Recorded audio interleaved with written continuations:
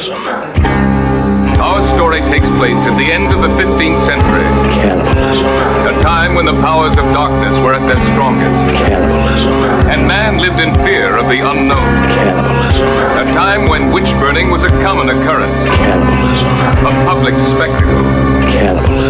And they search for flesh. Killer fish.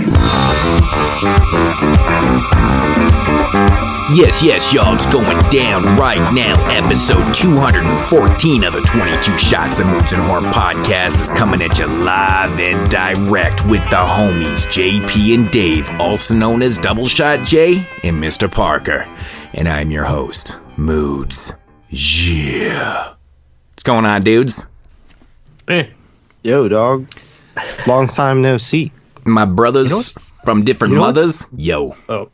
You know what's real weird? I just registered. Somehow Mr. Parka fits in with just the names of Double Shot and Moods because they sound like rap names, but Mr. Parka sounds like a terrible rap name, but it still sounds like a shit rap name, which is the complete opposite of me. Like there surprisingly is a lot of Misters out there. There's a Mr. Lift, there's a Mr. Len, there's a few Misters out there. Mr. Venom.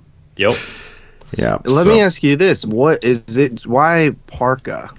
I don't know. I made it as a joke. I didn't expect to make YouTube videos, and it just popped up. I think I was just doing a fucking joke name for a while, and that was just the name when I made YouTube. So it was Mr. Parka. Do you still use your intro ever with where you're in the cemetery?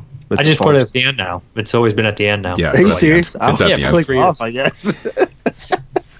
And I put the bloopers at the very end. Oh, yeah. I'm missing out. Well, I kind of do that too. Sometimes on the shows too, I'll edit in things and stuff like that, and. I know. I heard our Long John Silver's conversation from last week. Yeah, I forgot I put that. That's funny. Because sometimes I'll put like the most ridiculous things back there, and every once in a while somebody messages me like, "Man, dude, that outro is so ridiculously funny." But it's like one out of probably 100 people that listen that far. What it is, it's a reward for people who are patient and don't give up on things. I've had people say to me, "You like, yeah, we have Long Johns." Like me and JP weren't having the stupidest conversation if we were just talking about like, "Do you have Long Johns?" Like the long underwear, motherfucker? Yeah. But he was like, yeah, we have it. He was all casual about it. If it was a reality, we were to ask it if Canada had long johns. That would be so funny. It's because I just walked in that conversation. But then it's even more funny because he's like, first he thinks it's, the undergarments, and then he thinks it's a donut. Yeah. And they're like, oh yeah, no, we got Long John donuts. It is not wrong because there are multiple things called Long Johns. It's just he thought about the shitty fish place last. Right. As he should, because it's the worst of the three. Wait, how would you rate the three Long Johns? Because I think I go like the warmth keepers first, and then honestly I would probably go the shitty fish, and then the donuts because I don't like donuts. Long Johns could have cream or Bavarian cream. So can the fish. No, if you put Bavarian cream in Long John Silver's, I'll fucking execute you. Yeah, I don't know about fish and cream. That doesn't sound that appealing. But then again, neither does Long John Silver's the way you guys talk about it. You don't know what's in those things, man. It could have that for all we know. Yeah, if you don't know if you're getting chicken or fish. Or the donuts. Ugh. Long Johns. Yeah, we don't know. They have all sorts of types of cream on them. Yeah, but they're not spending on Bavarian cream. I don't know what Bavarian cream is. They do Kroger fucking like pudding and just shove it in there and be like, that's the filling. That's their dessert. They just take the shell of the fish or chicken, whichever, or hush puppies, the hush puppy, and they just fill it with fucking nasty ass fucking pudding from Kroger brand instant. Actually, I'm surprised they don't do something like that, like hush some sort of cinnamon cream or something in their hush puffs. Yeah, what? It's a cream puffer fish. Oh, gross. All right, man. So the annual Italian Horror Month is back. That's right. This is the first week of Italian Horror Month. I always look forward to this. This is one of my favorite months of the year to do. I don't know about you guys, but I always have a lot of fun with this. And this year's lineup is looking pretty good, man. I think we're going to have a little bit of a change. I know we did announce the directors that we're going to be doing, but I think we might be having Except for that, we didn't announce the last director. Oh, yeah. No, that's right. We never did announce Jeremy's because we figured that we were going to be having a change, and it actually is coming to fruition. So, yeah, we're going to be changing that pick. Yeah, I was just getting caught up in the chat while you guys were discussing this. But Okay, so we are changing then, huh? For the seventh. This is the 7th annual, by the way. 7th annual. Let's just pick it now. We know the director, right? Yes. The director?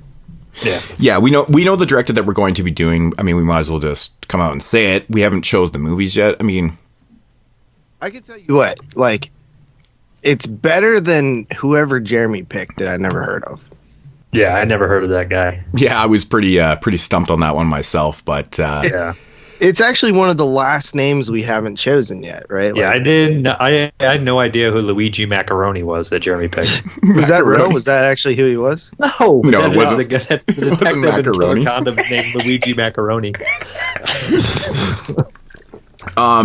But we had to do it, man. We came up with it on the spot, and we're like, this guy's name has been thrown around before, and we were all kind of shocked that we actually haven't picked him, considering he does have some pretty fun ass movies, and he's notoriously known for doing, they even made a documentary about the best worst movie of all time in Troll 2. So Claudio Fragrasso is going to be week 4 of Italian Horror Month. We haven't completely picked the movies yet. I don't think Troll 2 is going to be one of them, so don't get your hopes up on that. But we'll figure it out. Boy. I mean, there's so many movies that I'm not even sure if he directed that he's, like, attached to. Well, the thing is, he has a lot of uncredited credits because he works so closely with Bruno Mattei. So there's a lot of Bruno Mattei's under his filmography and his director portion of IMDb and stuff. But those ones I'll probably just give straight to Bruno Mattei, because he's actually even attached to Zombie 3, which, of course, Bruno Mattei had directed, 30% of that movie for Fulci when he got sick and stuff. But Hell of the Living Dead, I know he's an uncredited director on that one, too, and stuff. But we're going to go for straight movies that we knew he directed. Knights of Terror, which we did. Yeah, exactly. That's again, that's a Bruno Mattei film that he was just there. He's always working closely with him and stuff. And I know you just reviewed Night Killer, right? On your 31 days. So that's probably one we won't choose. No, it's probably one we will. Oh, whatever. I ain't choosing it. We each get to pick one. Well, I don't know what to pick. I don't know what counts here. The ones that don't say uncredited. Honestly, man, if I were to pick one right now, I'm picking Monster Dog.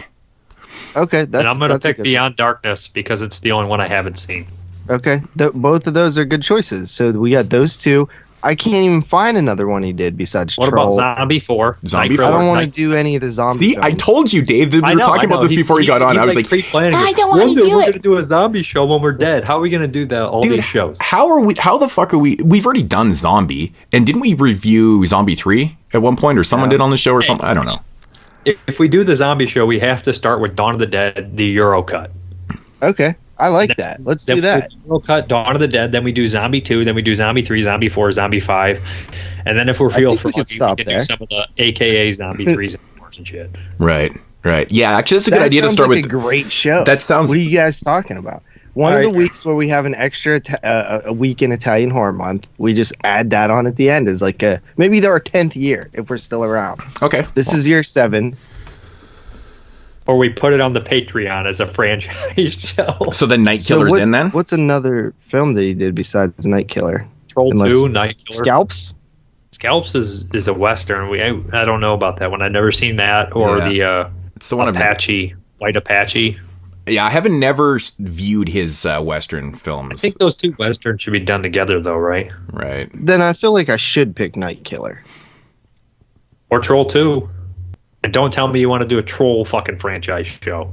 No, I'm good on that. Yeah, and there's a lot of AKAs in there, too. Isn't Contamination 7 considered like Troll 3 in some places or some shit? Yeah, did he do that? I'll pick that. It's like ATOR 4. Oh, yeah. AKA 4.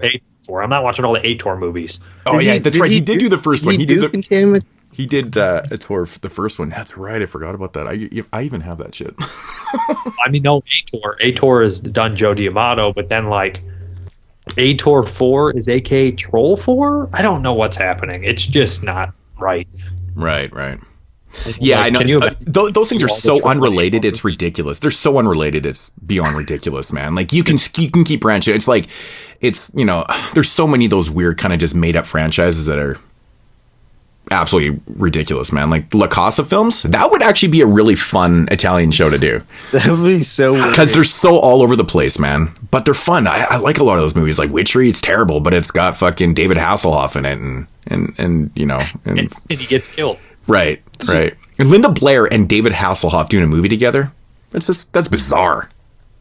So Fabrizio Laurenti did Contamination .7. Right. And Joe D'Amato helped with it too. Yeah. It's very American. It feels so American.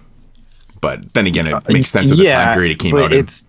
Something still feels off with it. Right. I love that movie. It is a fun one. I actually rewatched it again last year.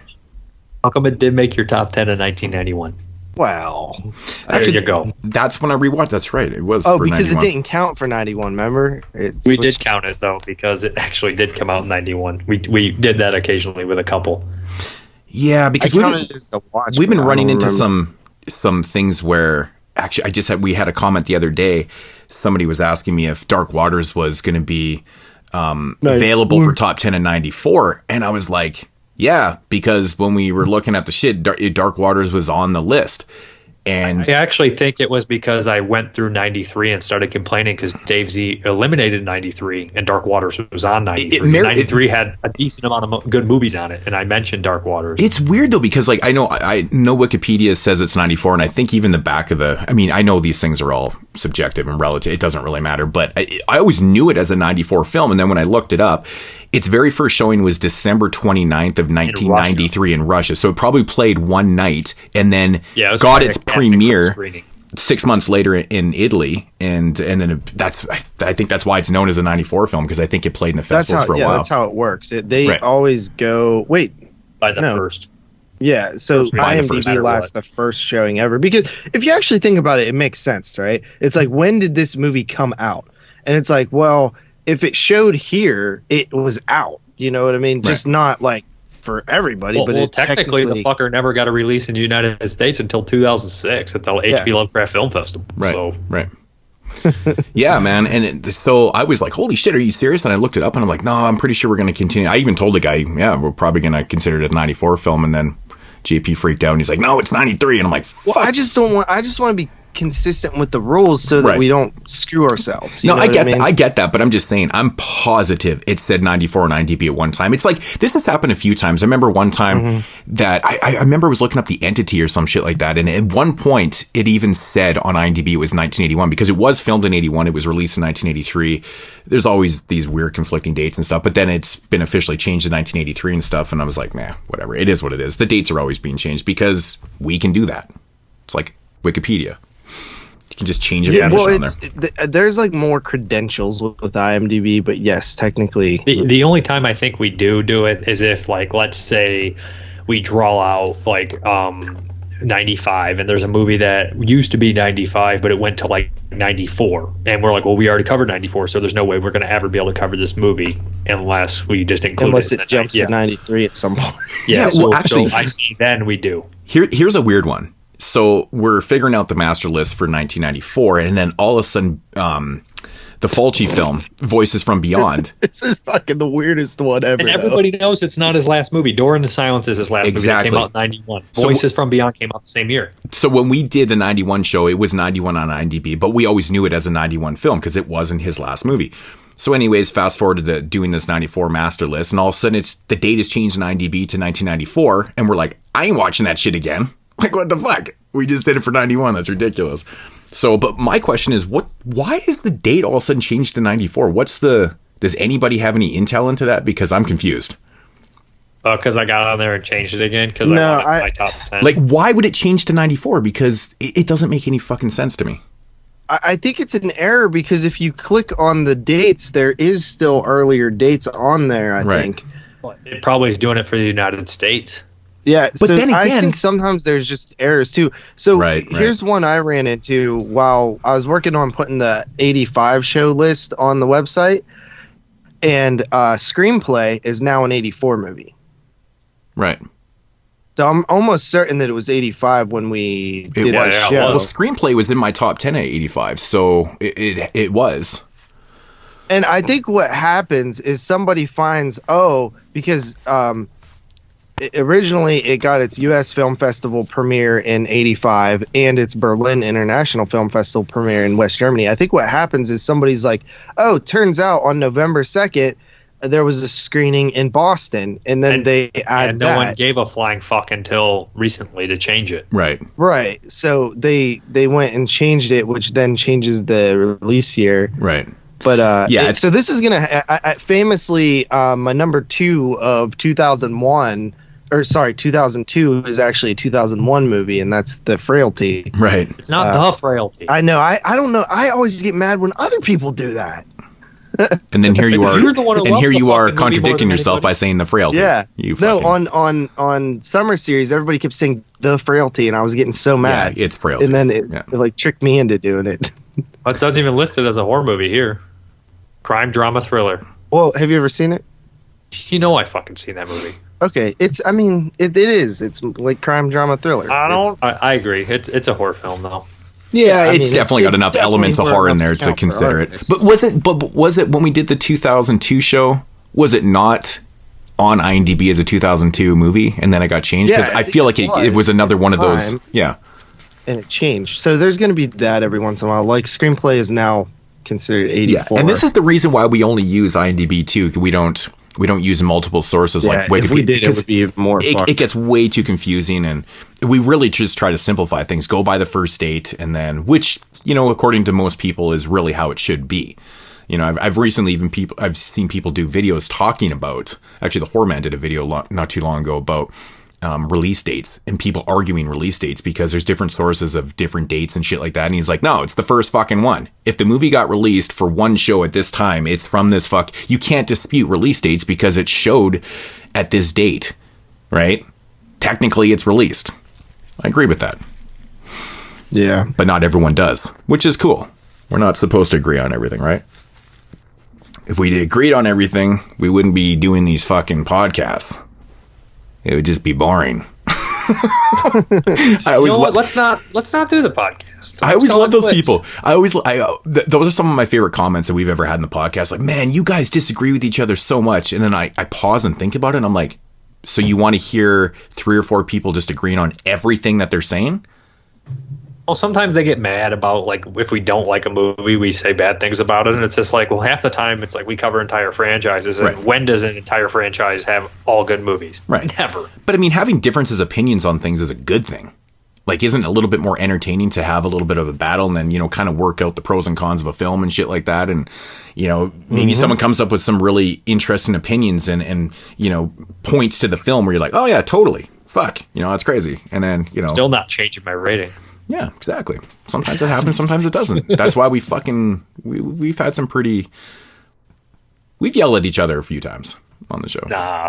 But it's all in good fun. It's all in good fun. I love when people are like, man, you guys are fucking rude to each other. You guys are yelling at each other. I'm like, guys, it's entertainment, man. We're so rude to each other. People in our comments just start being rude to us. Yeah. I'm just like yelling at each other. Like, you're a piece of shit. And they're like, yeah, JP is a piece of shit. I hope he dies. You're like, I don't actually think JP is a piece of shit. They're like, sometimes I feel like people didn't actually have like a group of dude friends growing up or something, because I'm like this just feels normal. Like, it feels like real life. It is. It feels like high school a little bit, though, when we start. Right. But I think we're those type of people, though, because we all are very opinionated, right? So if someone says something and you have a difference, you're gonna let people know about that opinion, right? Where a lot of people just kind of hold that in. And most of the time, you don't give a shit in real life, like in everyday life. Somebody at work's like, I don't like that. You're like, I don't give a shit. Because I don't want to argue with you. I'm pretty much the same way. Your opinion about movies. I'm pretty much the same way. I'm just like, fuck, whatever, man. Like the time I told a story before where someone said to me that, like, I was this guy that worked for me. He's like, what's your favorite horror movie of all time? And I was like, Dawn of the Dead. And I was like, the original Dawn of the Dead. And he's like, oh man, he's like, that movie's fucking terrible. I was like, and I just laughed. I literally just did my like insanely ridiculous howl laugh, and as I'm walking away, I'm belly laughing. I'm just like, whatever. I'm not gonna argue with you, man. Because you don't give a shit. Right? You can't argue with someone that says Dawn of the Dead is a horrible movie because, subjectively and objectively, it's not. Objectively, it's not a horrible movie. Right? So it's stupid to argue about that. So, like, the thing that I hate when listening to podcasts is I hate whenever everybody is like too cordial, you know what I mean? And you could tell that like this person doesn't like the movie that the other person's talking about, but they're like just super nice about it. Yeah, because it's transparent. The transparency in a lot of podcasts is very, very prominent. Like I can see right through that shit in a second. It's like when you're watching YouTube videos and you're watching these reviewers, like Dave, for instance, like he gets a lot of screener copies. And so he's working for these companies technically. And, I fucking hate when people just blow movies for the sake because they got that shit for free. And I'm like, just give the honest opinion, man. It's so transparent when you can tell that you didn't really enjoy this film, but you're giving it a good positive review. It's like, I get it. Sometimes when you initially start out, you're a little bit, you know how to approach that. You know what I mean? Like early on when you review movies, you're always a little bit nicer about it. And then as you go on and on, you're just like, I don't like it. You can be honest and still give positive. I mean, you don't have to be an asshole either. I know that's the thing. You don't have to be a dick like I was with a lot of those movies and shit, but you don't have to lie either. It's ridiculous, man. It's like, well, there's actually a lot of laws regarding this that a lot of people aren't aware of too. That like when you get screeners and stuff, you're actually supposed to disclose that legally.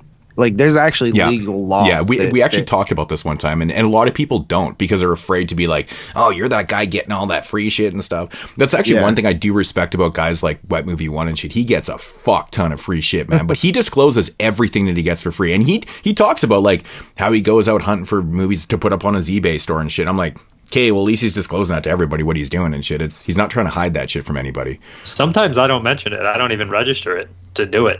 Because I have so many movies I cover. Some I get to review, some I don't.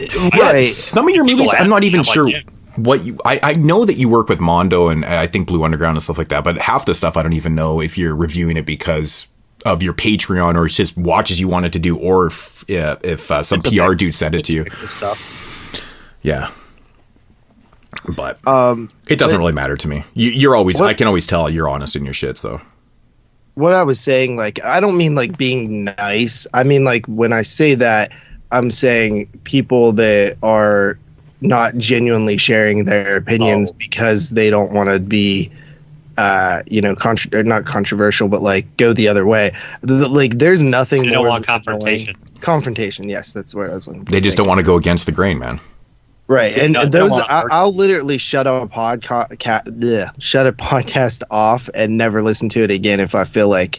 And I'm not saying I need people to be like fighting with swords on there. I'm just saying, like, I don't want to get the sense that you're holding back your true feelings. Yeah, like, honesty is I'm out. Honesty is a huge thing, and that's something that we've always taken pride in the show too. Is like, I mean, we're pretty fucking honest about shit, right? So, and I just feel like if I'm going to put in the effort to being super honest about, my opinions and shit like that, I would like to listen to other people that are doing the same shit too. I mean, you're not doing anybody or any movies or anything justice if you're just going to sit there and lie or just kind of too, right? Yeah, I mean, some people just break down the movie, tell you what it's about, tell you what it's like, and then they're like, they leave it up to you, and then there's other people, they don't really tell you their opinion. Not really, no. Yeah.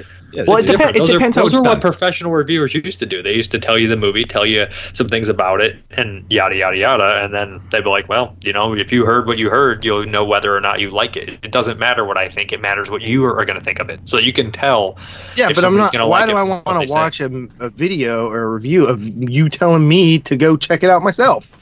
No, they're telling you what it's about to see if you would like it or not. If you can't hear about a movie, can't hear what it's about, can't hear what things are done in it, positive and maybe some negative. No, and then you hear about it and you say, well, that sounds like something I would like. Because at the end of the day, I've heard people trash a movie and been like, I'm still going to watch it because you know what? It sounds like something I'd like regardless. Yeah, but that's completely my mentality, though. I've watched reviews before and I've heard people trash movies and I'm like, man, that shit makes me want to watch it like a ton now. You mean the zombie eats yogurt? That's a must watch. Yeah. Oh man. So listen, I have a story to tell. All right, let's hear your story. It's a short one, but it happened last night, so it's fresh in my head. So I'm at work. I'm working overnight, filling in for someone, and I'm walking to the kitchen to start coffee. It's about 4 a.m. And I look to my right where there's an exit door, and I see a dude standing by the door, which is not super uncommon because, like, sometimes people lock themselves out and, like, don't know what to do because our doors lock at night. So I go and open the door. I'm like, what's up, dude? and he's like, "Hey, have you seen my girlfriend?" And I was like, "I haven't seen anybody in a couple hours. I seen a girl earlier." And I was like, "What'd she look like?" And he's like, "Light skinned." And I'm like, "Okay, that doesn't really help." But I was like, "No, man." She had long hair. He didn't. He just said light skin. He didn't give any other descriptive terms or nothing. So he walks in as I open the door, and he walks in, and I go back to making the coffee, and I look over and I see him like looking around like he ain't been in here before, and I'm like, oh shit, I just let someone in who's not supposed to be here. And then I'm like, you all right, dude? And he's like, yeah, I'm just looking for my girlfriend. And I was like, okay. And he said, can you tell me what room she's in? And I'm like, okay, this guy's not a guest here. And I was like, no. And to be honest, I thought, and this, like, not to be like fucking stereotypical, but there was this like light skinned black girl who was probably not fully black earlier, and she was with a black dude, and this guy looked like that guy. So I thought it was the same dude, but it wasn't. So eventually I get him to, I'm like, hey man, you gotta leave. And then I completely forgot about that, right? And 6 a.m. rolls around. Completely forgot, out of my mind. Didn't even think of it until way later. I hear this, you know when you lock your car, like beep beep, like that? Yeah. I kept hearing it, and I'm like, what is going on? Where is this coming from? Like, I thought it sounded like the alarm was about to go off. And then all of a sudden, me and the breakfast lady who prepares the breakfast is like staring at each other because we heard this screaming, like a girl screaming. And I'm like, what's going on? I was like, did you just hear screaming, or am I tripping? And she's like, yeah. So then I hear it again, so I walk out from behind the desk, and I look at that same door where the dude was, and I see a guy grabbing a girl and like pulling her. And then I'm like, what? Like, I was confused at first. I was like, did I really just see that? Because they were standing in front of the door, and I wasn't super close to it. And then he pulls her away from the door, so I can't see anything anymore. And I look at the breakfast lady. I'm like, did you just see that? And she's like, yeah. I was like, we need to call the cops. I'm like, yeah, let's do that. But at the same time, like, if this guy's gonna murder this girl, the cops aren't gonna be here in time. So I'm like, I guess I gotta go be a hero. And I open the door and go out, and I walk around the corner, like into the dark part of the parking lot. And the dude's like has his back facing me, and his arms like wrapped around the girl. And I'm like, yo, what's going on? And he's like, nothing, this is just my girlfriend, dude. Don't worry about it. And I was like, well, I kind of have to worry about it, dude. I'm sorry. And she's like, can I come inside? And I was like, yeah. And she goes to, like, he lets her go, and she's walking there. The dude bolts in front of the door and like grabs her up again. I'm like, dude, I was like, my dude, you got to let her go, man. You can't do this right now. I'm gonna have to call the cops. So this guy lets her go, and he's like, fine then, F you or something. And like, she's like, give me back my car keys, blah, blah. Dude steals her car. She goes up to her room. I don't even know who she is. And then she comes back down and tells me that was her ex-boyfriend, and that she went out to go to work, and he must have found out she was there, and he like jumped in her car, and he's like a stalker. And I was like, what the hell? So we call the cops, and they come, and then I don't know what happened. But I think that dude was being like super aggressive with this girl. What would you guys have done? That's my basic question. I would have finished breakfast and I probably would have done the same thing you did, but I probably would have maybe had a weapon on me. Well, my thing is like, I mean, look, I ain't trying to get into like any sort of life or death fight or something, but I also don't want to watch some dude like manhandle a thin, petite girl. You know what I mean? Right. Would it make any difference if it wasn't a thin, petite girl? Yeah, if it was someone like bigger than me, I'd be like, fuck you, you're on your own, dude, you're bigger than me. Which is a lot of people. Which is 90% of people. I was just going to say, it's like, right. The only one smaller than you is fucking Leprechaun. Are you sure that wasn't Warwick Davis getting fucking beat up out there? Well, it did make me feel a little bit better that the dude was like only a little bit bigger than me, so I think I could have took him, but he didn't want to fight. Crazy That's what it was. stalkers, No, he man. didn't. Crazy He just stalkers. wanted to grab this girl in front of people, and it was weird. It's like normally when people are like pieces of shit, they're pieces of shit in private. But sometimes, like, Yeah, this guy was people, giving like, no fucks there. This people, like, he was literally like he like grabbed her arm and pulled her back and stuff, and I'm like, you can't do that in front of people, dude. Yeah, right. Like, what the hell? Save that shit for the trailer. Right, dude. I mean, really, at that I felt point, bad for this girl though because she seemed super freaking nice, dude. Did And she Yeah, want dude, you to call the clearly a cops? Piece of shit. Did she ask you to call the cops, or you just went ahead and did that? She 'Cause it's- asked. Well, he stole the Oh, car. well then, I would have just called. I would have stayed He out did of bring the the physical car portion. back, and then I forgot to say he brought the car back. She came in. He came. She saw him by the door, opened the door, was like, "Give me my keys." He came in and was like grabbing her up again in front of guests and stuff. And then I walked around the corner and I went in between them. I'm like, "Dude, get out of here! Like the cops are coming." Was he And he's trying "You to called the like cops." snatch her into the car, or was he just grabbing her because he's just an He was idiot? like it was creepy. He was like holding her and like wouldn't let her go. He's the And, like, definition of a "it's not over" kind of guy, right? Yeah. Yeah, That's- dude, but I'm like, this girl was like pretty calm. She didn't seem like it really was like a huge deal. She wasn't freaking out or anything. And I'm like, this is a killer. Like, this guy's gonna kill you one day because Maybe women Right. deal with that shit a lot more than we read. Yeah, those aggressive stalkers, man. They're so unpredictable, man. You don't know Well, dude, which way they're going to found go, out right? the guy, when I seen him out there at 4 a.m., he was stayed out there the whole time until yeah. like 6:30. No, that's 6:40 obsession. when she got That's into her car. obsessive He was just standing stalking. outside waiting on How her. did he get there? Those are He the dudes drove. that kill. She said it was like his mom's car, his grandma's car or something. Yeah, man, those are the type of dudes that are obsessed and end up killing because they don't want anybody else to have her and fucking blah blah blah. Seen that Dateline a million times. Cops is probably the right choice. It makes you think though, like, Oh yeah, how fucking weird the world is. yeah, A man. lot of People weirdos just out there. can never get over breakups and shit, man. You know, people deal with it differently, and some get violent. Crazy. If you're thinking about hurting somebody after a breakup, don't hurt anybody. Don't hurt yourself. But if you gotta hurt somebody, make sure it's yourself first. Right. Dave's great advice. That's the great advice right It's there. the truth. Don't hurt. I mean, A lawsuit is coming I shortly. disagree A with lawsuit you, is coming. but Someone's going to If shoot you're with literally 22 gonna shoot shots. a bunch of pro people- suicide.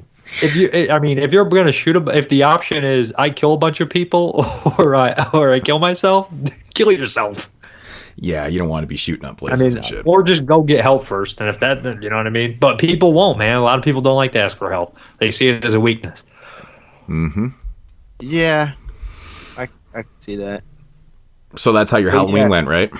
That's nice. Yeah, dude, isn't that crazy, man? I was like, shit, this is nuts. I was like, and then there's this like guest, this Indian guy in the hotel, and he's like, I'm like, hey man, I'm sorry about this. And he's like, does this happen all the time? I'm like, yeah, every night it happens. No, it doesn't happen all the Did you say time. you didn't say that to him? No, I didn't say that, but I'm thinking like, what do you mean does this happen all the time? Was he foreign or was he just an Indian guy who's an American? He was definitely an Indian guy that was American. I mean, he still had a bit of an Indian Mention he was accent. Indian. What's that? Why'd you even mention he was Indian then? I assumed it was just a foreign guy because the foreign guy might be confused if how this shit happens all the Because time. it was a descriptor of like what he looked like. Doesn't matter Still American, not foreign. if he's racist. No, it's just like you don't Just do kidding. that whenever But- you're but if describing he was a someone. foreign guy- Can you imagine going to visit a country and then like the first thing you see in the hotel is just somebody like getting grabbed? You're like, is this happening all the time here? Right.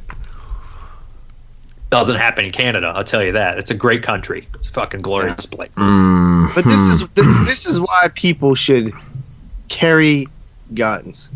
Because if What some we doing? dude's gonna grab you up outside of a hotel, you can shoot the fucker in the dick. You know what I'm saying? I mean, pepper spray would get the job done. Yeah. On a lot of things. Sometimes. that shit's Actually, be medieval, aggressive after man. Being pepper sprayed. Pepper spray, man. Oh fuck, man. Have you ever been sprayed before? It Yes. fucking hurts, man. It's horrible. brutal. Why do you guys get pepper spray? What are you, fucking secret rapist or something? No, man. Sometimes the Mine cops will. wasn't- Sometimes the cops will come in like when we were younger. Here. If we were at like a bush party or some shit, and it was a way of controlling crowds and shit. They just start spraying people and fuck. Yeah, dude. I've seen it happen a few times. I got sprayed. Oh, it's fucking hurt you. Mine was an accidental discharge. Yeah. Yeah, The it's a time I gun. got it was not accidental. It was fucking. discharge on a gun. It was just Yeah, police but we were abusing their power. intentionally Though. fucking around with it. I wouldn't intentionally fuck around with a gun. Oh, Like we knew the outcome of fucking around with pepper spray. Yeah, like exactly. And I also know the outcome of fucking around with a gun. One is not deadly. One is fucking inconvenient. Mm-hmm. Which one? You better try both and let me know. But yeah, that was my Halloween. So weird. The guy was so weird too. I didn't realize it was the same guy. Most stalkers are. Thinking about it, like when he came in and stuff, and I was like, wait a minute. I was like, I think I saw that guy earlier. Yeah, stalkers are fucked in the head, man. Fucked in the head, man. That guy. That's the type of dude that would probably be like, "Why did you hate Contamination? You gave it a 6.5." What are you talking about? Like, come on. Because people are fucking crazy. It's like, oh man, I didn't hate the fucking movie. You don't listen to review. Come on. No, but stalkers are people you don't want to be fucking with, man. Too unpredictable. Unpredictable, man. I just find like dudes that like when chicks leave them and they're like obsessed. It's just like it's a bad look, dude. You look it's like ungodly pathetic for anybody to be like that. I mean, I understand you're heartbroken, but you gotta let it's one thing to get all like get all fucked up mentally over it and shit, but when you start getting physical, that's when the shit's like it's you can't force someone to like you, bro. Yeah, exactly. Well, I never understood the mentality. Like, okay, so you're hurt by this breakup, whatever, but I'm gonna go and physically do like, what is that doing? Like, you're not going to win her back by punching her in the face or fucking snatching her up in a car and stealing her shit and stuff. Like, it's like that quote in Untold Story, too. Those who don't love me deserve to suffer. Yeah, see, that's just literally crazy talk. No, it's fine. It's fine. Yeah. Yeah, normal people don't go and hurt people when they're not liked by them. I don't give a fuck. Yeah, I don't need to hurt somebody because they don't like me. It's like, fuck, that's fucked up. I actually like hurting people better that I like or that like me. They're like, hey man, thanks for buying me lunch. Yeah, that's why we're so mean to Jeremy all the time. Lunch on that fucking park bench, I hit him in the back of the head with a hammer. I only like to hurt people I love. Makes me feel alive. Right. Put that on my tombstone. Yeah, that's a good quote, man. That's a good quote. All right, well, that was a fun story about stalkers. We haven't had a good stalker story on here in a while, so that's cool. Ever? I don't think we've ever. Yeah, I don't think we've ever actually had one. No, pretty sure not. But anyways, should we possibly get on with week 1 here of Italian Horror Month? Get into the next portion of the show. Yeah, I think we've talked enough in this intro. So let's move this along, and we'll be right back.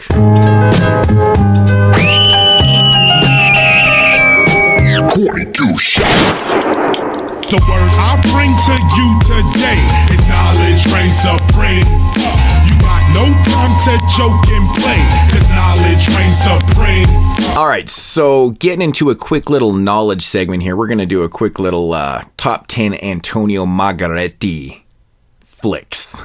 And this is coming from flickchart.com, so usually when you type in anything top 10 related, Flickchart usually comes up right away. And that's how I chose this. So, all right. So I'm going to scroll down to the bottom here. We'll start with number 10 that is on this list. And, okay.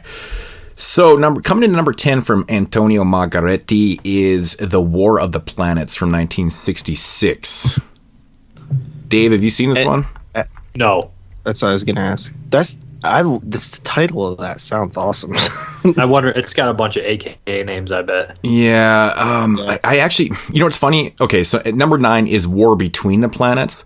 And these are, I think that's the sequel to this one. They came out in the same year, 1966. I know Shout Factory, not Shout Factory, Dark Sky, I think, put out the double feature. Oh, really? Yeah, I have these, and I've never watched them. Yeah, I have. What fan are you? I know, it's weird. I actually kind of forgot about it because I was kind of going through all my Antonio Margheriti films. I was going to watch a bunch leading up to the show, of course, obviously the main reviews and stuff. And I was like going through my shit. And I was like, fuck, I have this and it's still sealed. And I've had it for years, man. So yeah, I probably need to check that out. But coming at number 8 is Your The Hunter from the Future from 1983. Yes, the fantasy movie based on the comic book. Is that like swords and sandals type thing? Yeah. I never watched that one. It's fun. It's supposed to be nuts. It's fun. I enjoy it. Yeah, there's a pretty cheap Blu-ray I think put out by Mill Creek. I think I got it. Yeah. So yeah, I mean you can get it for dirt cheap, and it's fun. It's a fun movie. Coming at number 7 is The Long Hair of Death, which is one of the featured reviews. Actually, it'll be the first review up on the main features. Number 6 is Naked You Die, which is a really good giallo from the late 60s, 1968, 69, somewhere in that. Have you seen that one, Dave? Yeah, very fun, very poppy, very colorful. Right. Cute. The lead character is a very cute character trying to figure out the crime. Right. It's a fun movie. It is. It doesn't have a Blu-ray release. It does have a DVD release from Dark Sky, which I also have.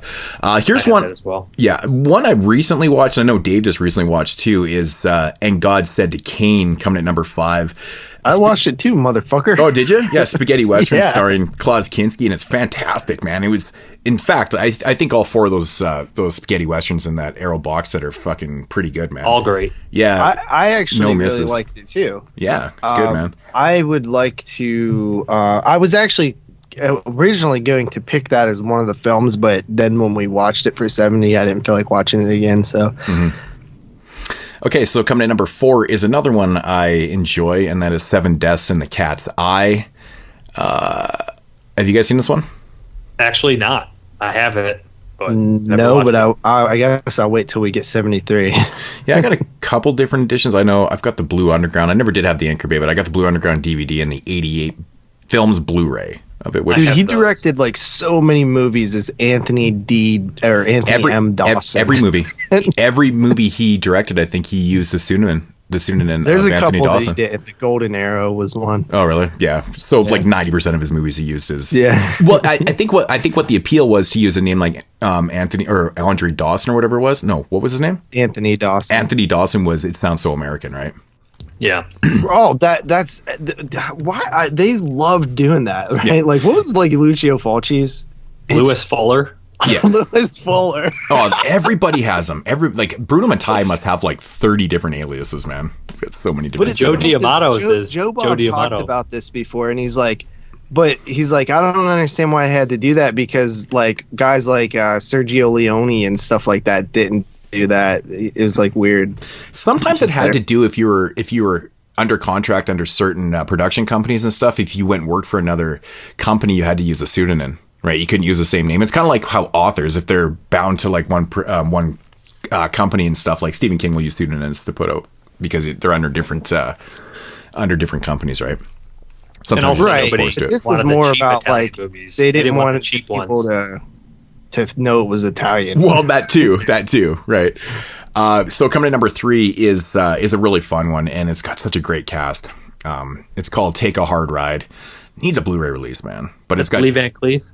Yeah, Jim Brown, Fred Williamson, and everybody knows Fred Williamson's like one of my favorite actors, and same with Lee Van Cleef. I've never seen that one. It's a fun spaghetti western. It's like blaxploitation spaghetti western. It's pretty cool. I've heard of it. I've heard about it. Anchor Bay put out the DVD years and years. It's an older one too, like from the early 2000s. No Blu-ray though. I don't know why. But coming in number 2 is actually, if I had picked Antonio Margheriti, if it had been my choices, this is definitely one of the first films that always comes to my mind when I think of Antonio Margheriti, is the Barbara Steele Castle of Blood movie. Severin put out the Blu-ray. I think it's actually one of the bonus features on. Yeah, wait, I think I actually have that movie. And Synapse dropped the DVD years and years ago, which I also have too. But it's a good one. It's a good one from 1964. And number 1 on this list is Cannibal Apocalypse. You know what's this really guy has up? an extensive filmography. They fucked There's up. a lot of different shit in there. They left off his 3 Vietnam movies besides Cannibal Apocalypse. They left off The Last Tornado, The Last Hunter, and Tiger Joe, which are all really cool Vietnam movies. Especially The Last Hunter is a fucking great movie. Yeah, I noticed like going down the list here, like number 11 is A Stranger and the Gunfighter. I'm assuming that's it's a Western kind of thing. Number 13 is another film that I actually own, but I haven't seen yet, and it's Web of the Spider. I know that one's got Klaus Kinski in it also. And then Horror Castle, which I've seen before. And then there's Vengeance, there's Vengeance, which is another spaghetti western, which I believe Argento actually wrote that movie, and Margheriti directed it.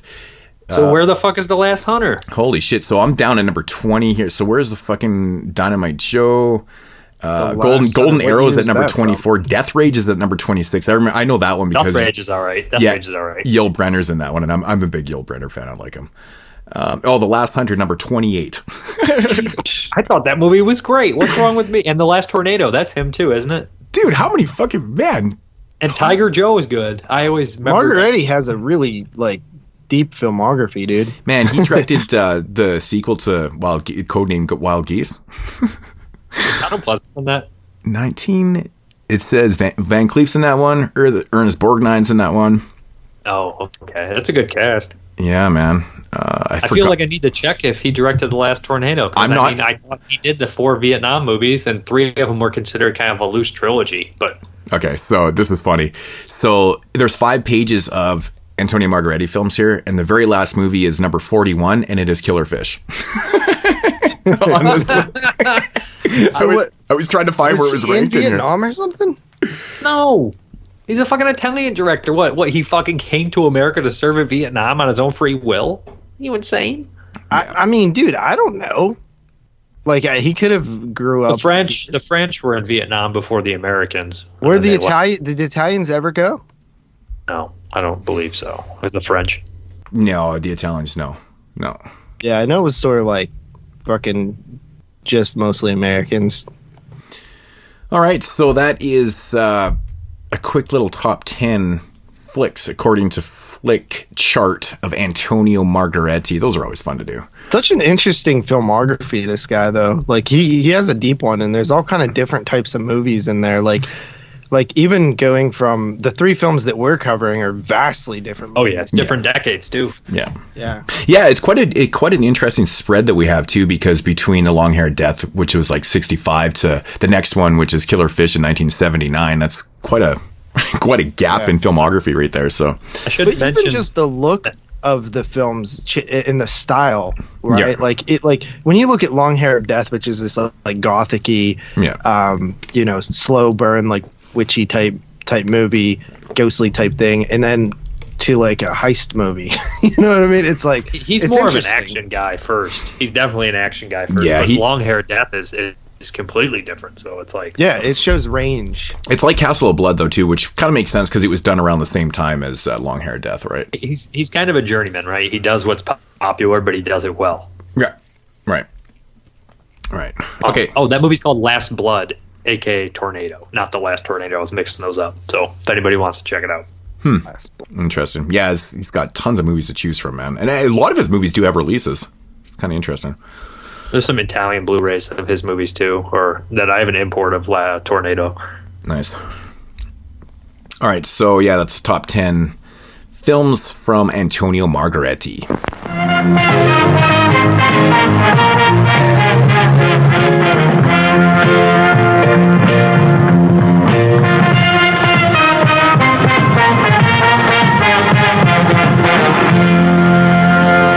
And now, our feature presentation.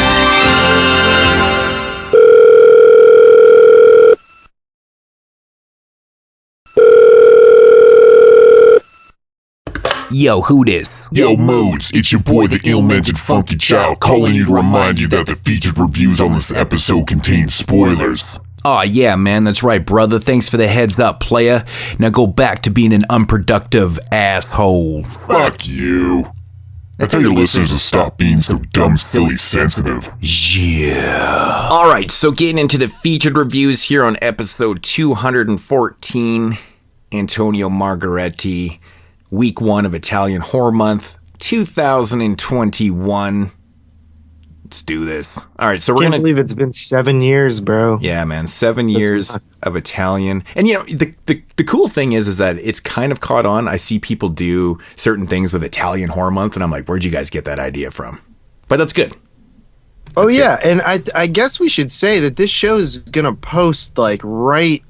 I think it's gonna post right before is this our first year? This is our 8th year. I think our anniversary is coming up. It's either this week or then the 4th week. It's in November sometime, I believe. So yeah, it's around that time. So all right, so we're gonna take it back to 1965 with a black and white film called The Long Hair of Death. Yeah, of course, starring the beautiful Barbara Steele. Yeah, all right. So quick little synopsis here. This is ridiculous. Okay, so synopsis. Yeah, it is. It's actually wrong, kind of. And I don't know, why does this always happen with these stupid? Okay, I'm not reading the other one because it's too long, but this one is. We'll elaborate. A woman under suspicion of witchcraft is burned alive. Her curse brings her back from the dead for revenge, which is not accurate. It's not accurate at all. Actually, it's really stupid. Barbara seldom looked more beautiful. Okay. What? Avery Moody, atmospheric year horror. Okay, that's just fucking ridiculous. Wait, hold on. In your 2 fucking sentence description of the movie, Avery Moody, half of it is wrong. It's supposed to be a very. The other half is just telling how good Barbara Steele looks. Yeah, it's pretty much. And of course, if I was to read the longer version here on IMDb, it's just longer and it just kind of goes into everything. But we'll get into this stuff. It talks about her breast size and her waist size. And it's not even her fucking description. It's like, I like her dark, piercing eyes. It's like, all right. So to elaborate on that really bad film synopsis, basically the film opens up with a character, this mother who has been obviously accused of witchcraft, because this movie is taking place in the 1400s, of course. What's her name, Boots? The mom's name? Carmilla Karstein, which is a very famous horror name, obviously from the book, the Carmilla, the vampire, and the vampire lovers, of course. So right. So yeah, she's been accused of witchcraft, and of course we're in the 1400s, and that's what they did back in those days. So she ultimately burns at the stake, and she has an older daughter played by Barbara Steele. She goes by the name of Helen in this movie, and she also has a really young daughter too, which the character's name is Elizabeth Karenstein. So basically, the short and long of it is Barbara Steele's character kind of knows the real reason to why her mom actually burnt at the stake and stuff like that, and ultimately has killed herself because she knows what's going on and stuff.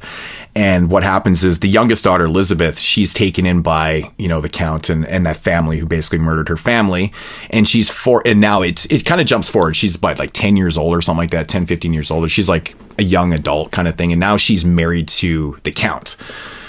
She's kind of forced to marry the Count, actually. And this guy's a very despicable person and stuff like that. She doesn't want anything to do with it. Kurt. Yeah, his name is Kurt. What's his name? He's the son of, the head of the family. I read it, he's the nephew of him. But yeah, he might be the nephew. Yeah, I know. It's not really, it's not actually really explained if he's the son or the nephew. I've always been confused about that too. But anyways, he's part of the family. He's a very despicable person. They force the marriage upon Elizabeth.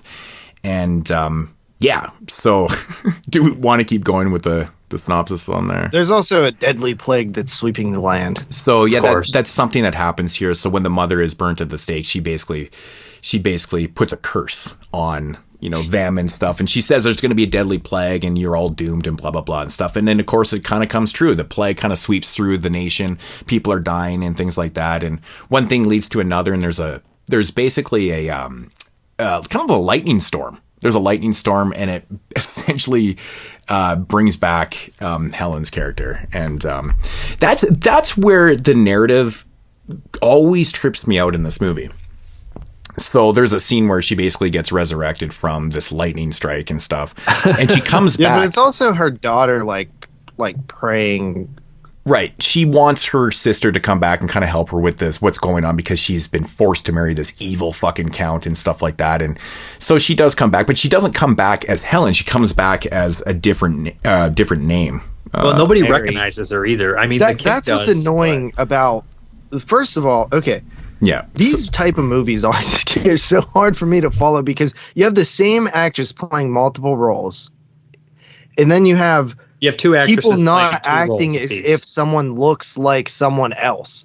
So, you know what I mean? Because the king knows she's dead, so he's like, it can't be her, and he's freaked the fuck out. Yeah, so that's the weird part about the movie is that nobody she really wouldn't look the same. She wouldn't look like that if she was gone for 15 years. Yeah, so Helen's character gets resurrected as Mary, but that's the whole thing that annoys me about this movie, though, is that like certain people don't realize, but obviously the king knew because he had a heart attack and fucking died. Because like she shouldn't be alive, kind of thing. Well, I mean, some people think that she was supposed to come back. Like it was still possible for her to come back to the daughter and to the nephew, because they didn't see her die. The king actually saw her die. You know what I mean? Right. He actually killed her, but when he knows something's wrong, and he's been horribly kind of messed up since the plague, since they were cursed. He probably puts it on himself. And the other guy, the nephew, is clearly a sociopath, so he doesn't give a flying fuck what happens. Exactly. Yeah. The other guy's riddled with guilt. Right. So, yeah, the other confusing thing that a lot of people might get twisted in this movie, too. So, of course, Barbara Steele plays two different characters, Helen and Mary.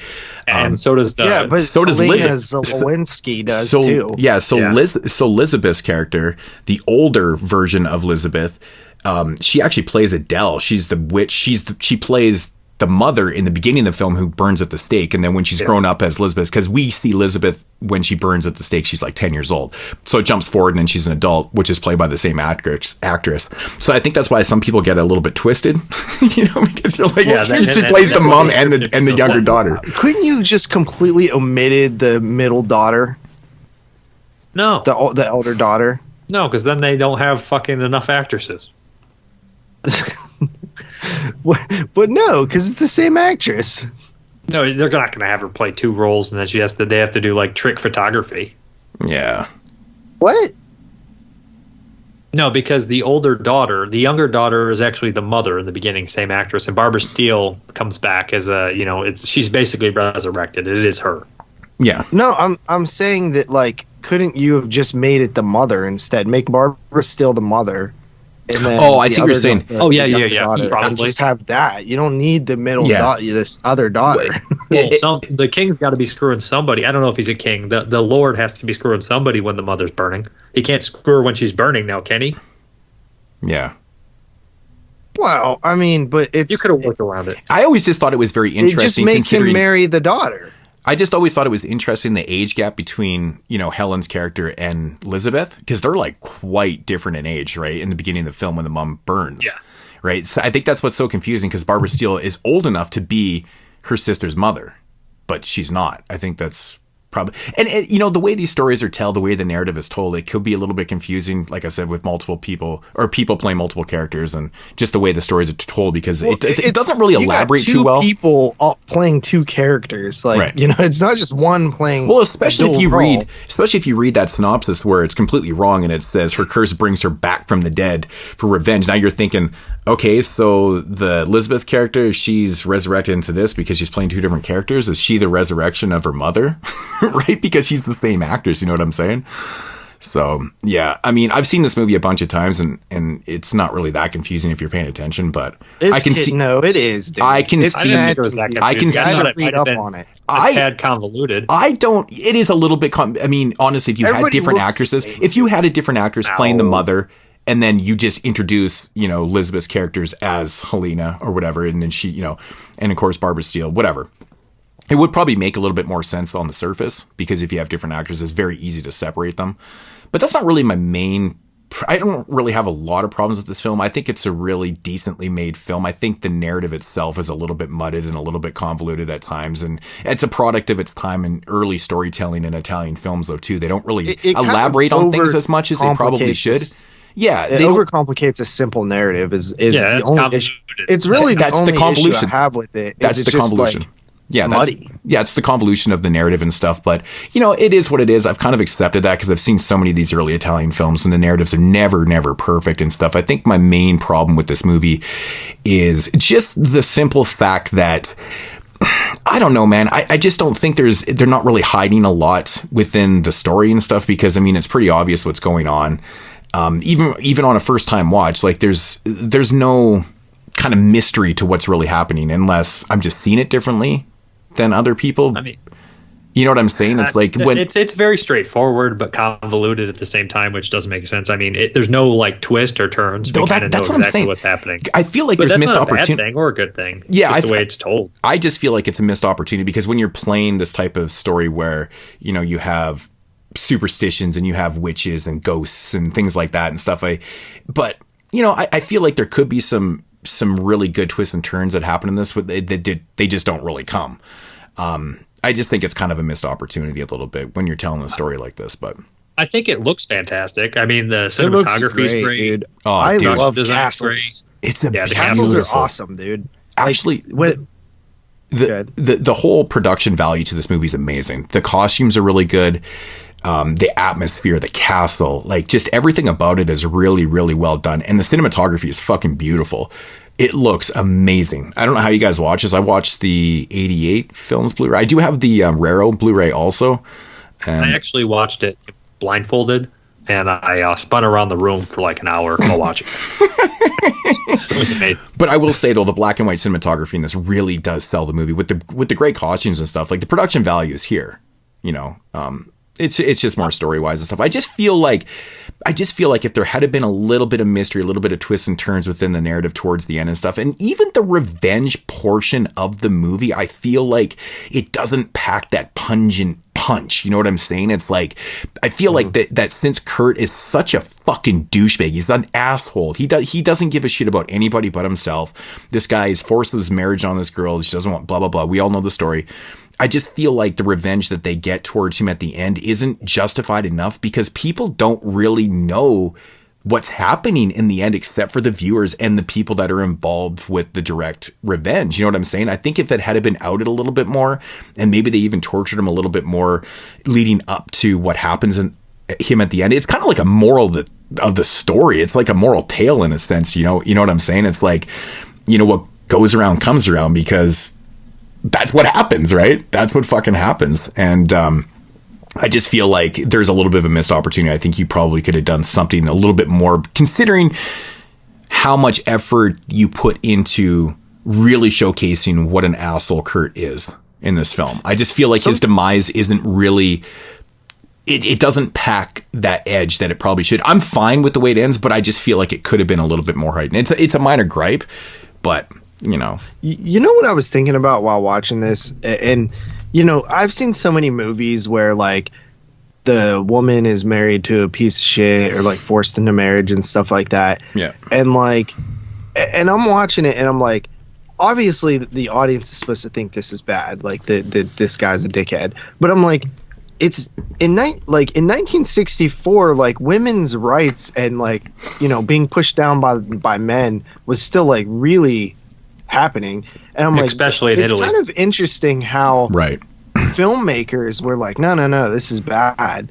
You know what I mean? Like, because filmmakers have always been having social commentary and stuff like that. But it's like, when you put it in perspective when it came out, it's like, wow, that's actually kind of interesting, that people were, films are usually ahead of the curve for the most part. A lot of that stuff. I was just like surprised that I'm like, I've seen so many of these, and it's like, what? It's like it's always like the filmmakers who are like speaking out about it. Like, it's kind of interesting. I just didn't ever really put those two things together. That like when this came out, that's and when because films of this era I think out. it was easier to hide the commentary within films because a lot of people see films for surf value, like for face value. They don't really look between the lines, and even like a lot of people will just be like, I didn't really see that commentary in there because I wasn't looking for it and kind of thing. But you can put that in there because in 1964, people might have just been taking this movie as a straight up kind of witchery, ghost, gothic type film, right? They're not really seeing what's really being told here.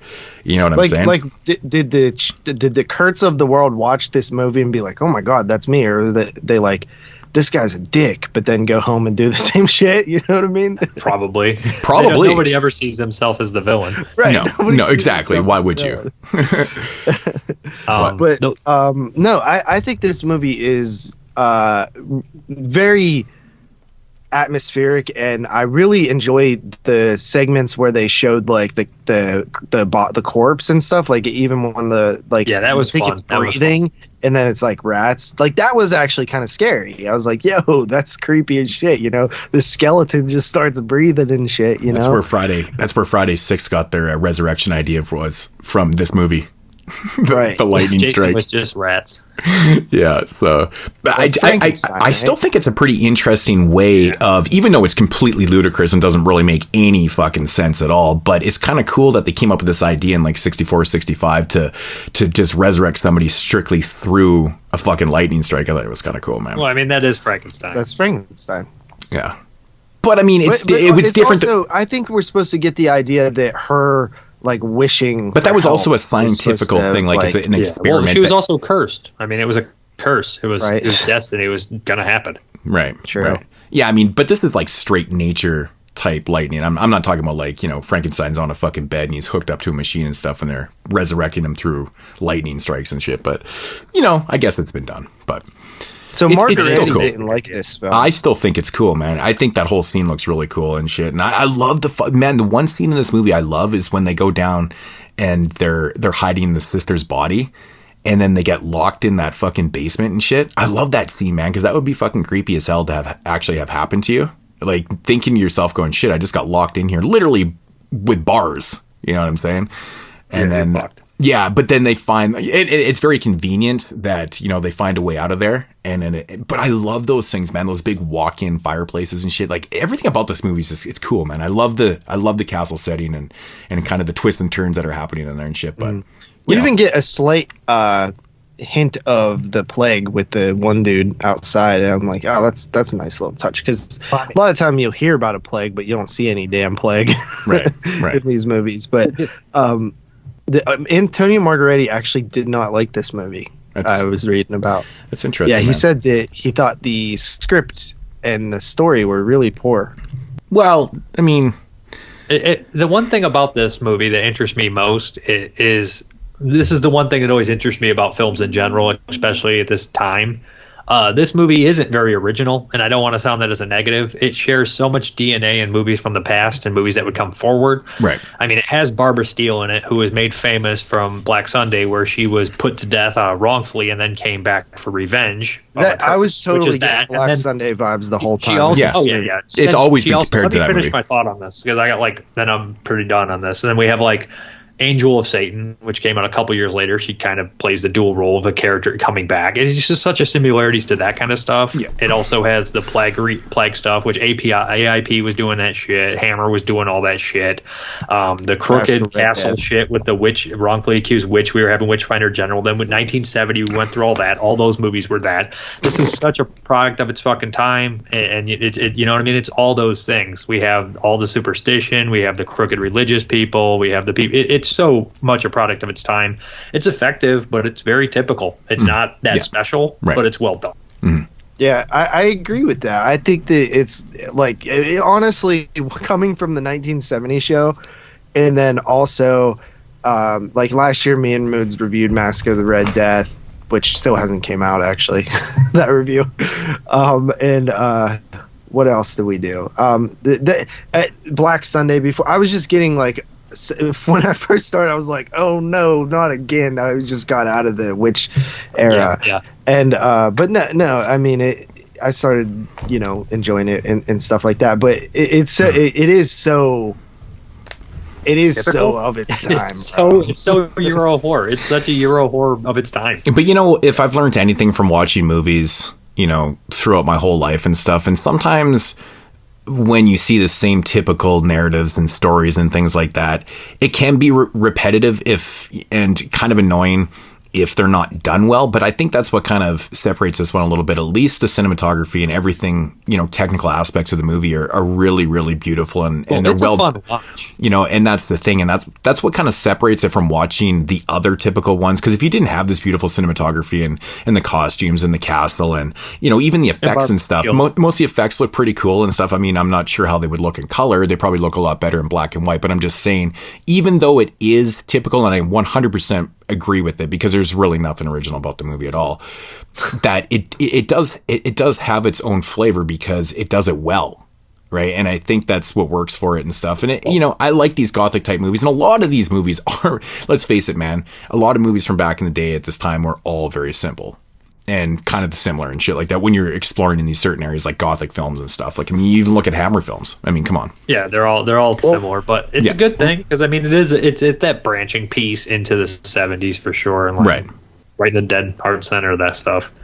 I'm completely burnt out on this type of movie, and I still enjoyed it. So like that goes to show that I thought it was pretty solid because I'm really, really burnt out on these type of movies right now. Well, period pieces, right? Like 1970 was all foreign period pieces. Yeah, right? So and it all costume had to do films, with witches and you know, falsely accused and slow burns. And hey, what was that one we watched like last year or the year before? That was a Renato Pacelli movie. It was a lot kind of like this too, where they all died in the past as witches and they all come back in different form. Remember that? What was that? Oh yeah. What the fuck was that one? damn, dude, why can't I think of the title of it at this point? Renato Pacelli. It wasn't Delirium.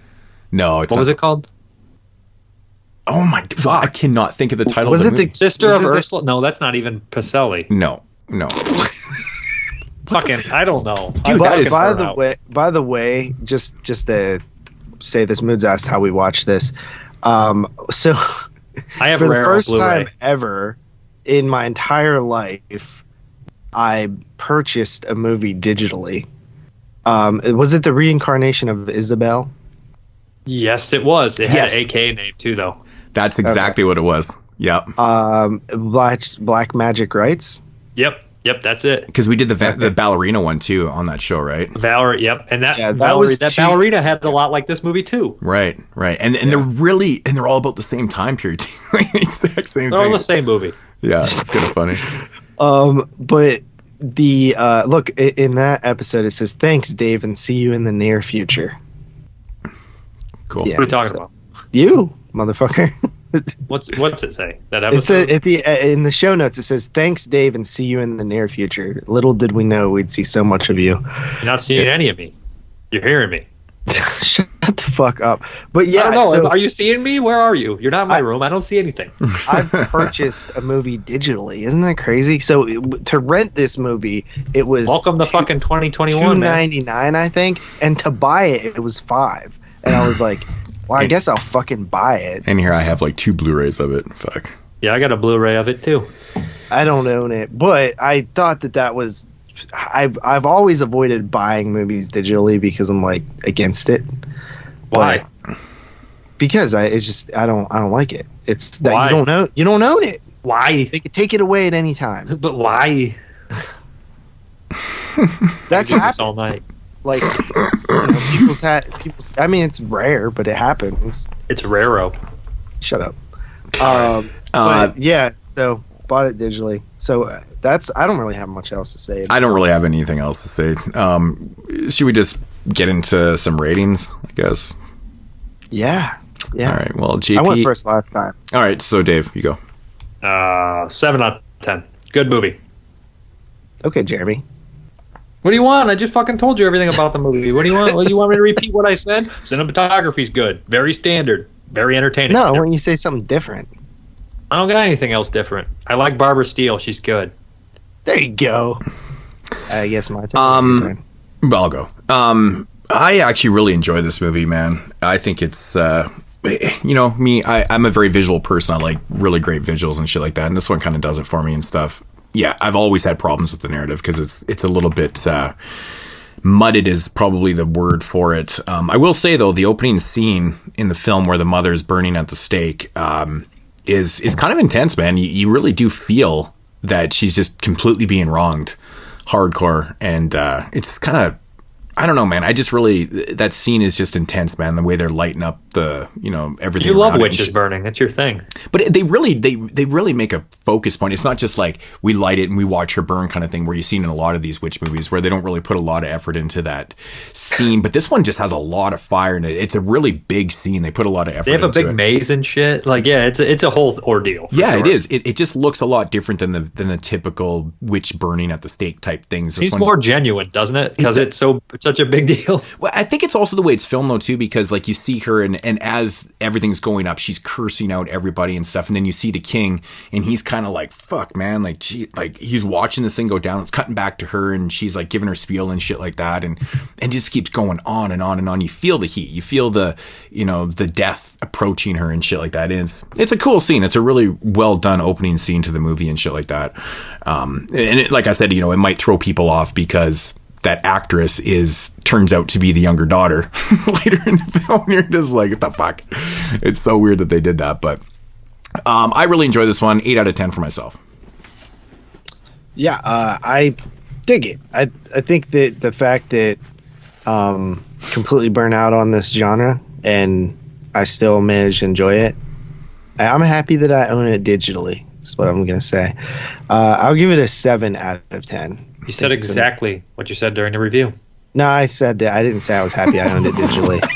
No, I mean, that's his fucking thing. And Moods repeated himself, but Moods said something new. He added the fucking witch. Yeah, so did I. I said that I'm happy I bought it digitally. That's I didn't not say new. that before. Yes, it is. That's not a big reveal. Well, you got to pour. You got to kind of chicken wings, and then the reveal is you had like fucking extra ranch dressing or something. Like, oh man, it's crazy. It's fucking. Sometimes you got to repeat yourself to get to the new point, right? So yeah, but JP you gotta didn't talk have a new through point. your thoughts. But didn't have anything. I mean, his new point had nothing to do with the movie. It had to do with his preference of purchase. He's still focusing on digital versus physical. Fucking guy. Nobody cares.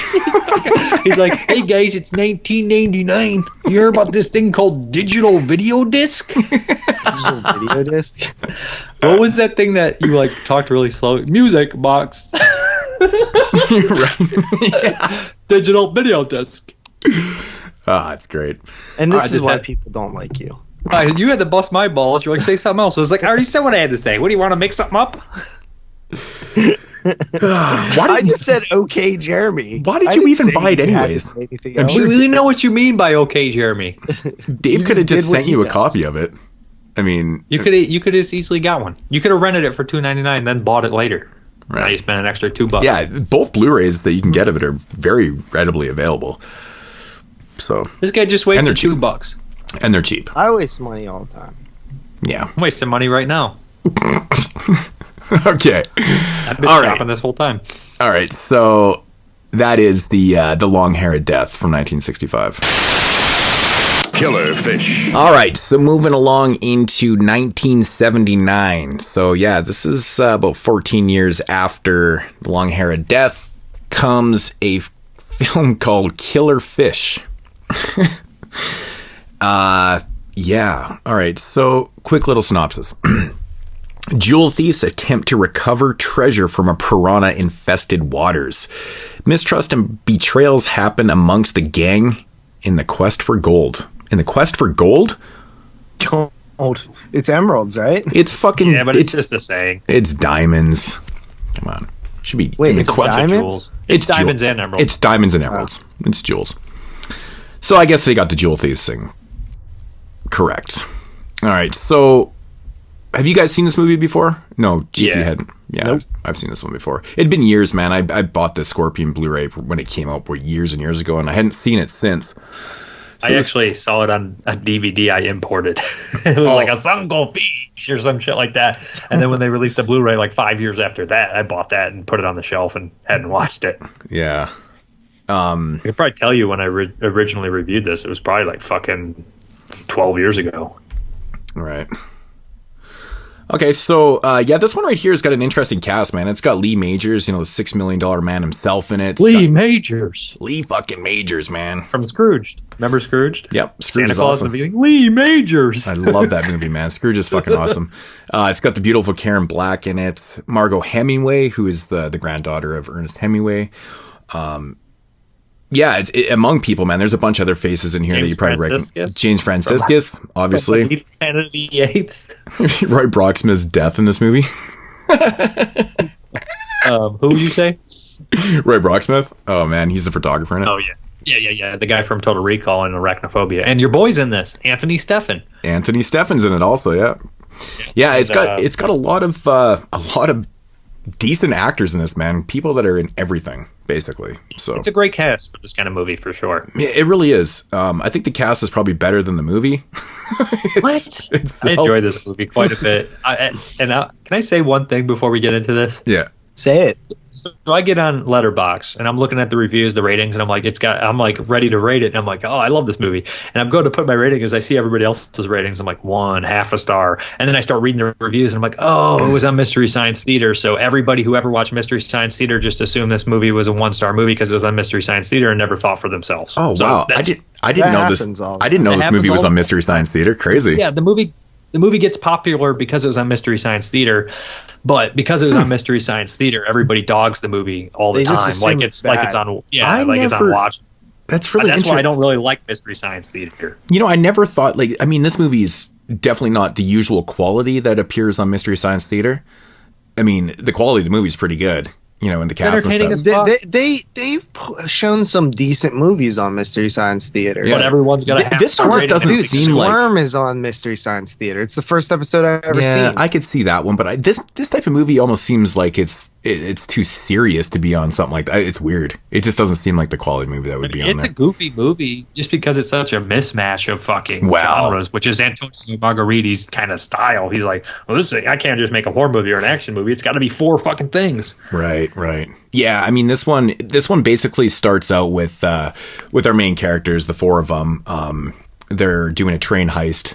And, you know, the opening scene's really cool, man. You got it's really well done. Like, there's a lot of explosions and a lot of shit that's happening and stuff. Miniatures. It feels like miniatures. It feels like a decent budget film and stuff. It plays itself out pretty well and stuff.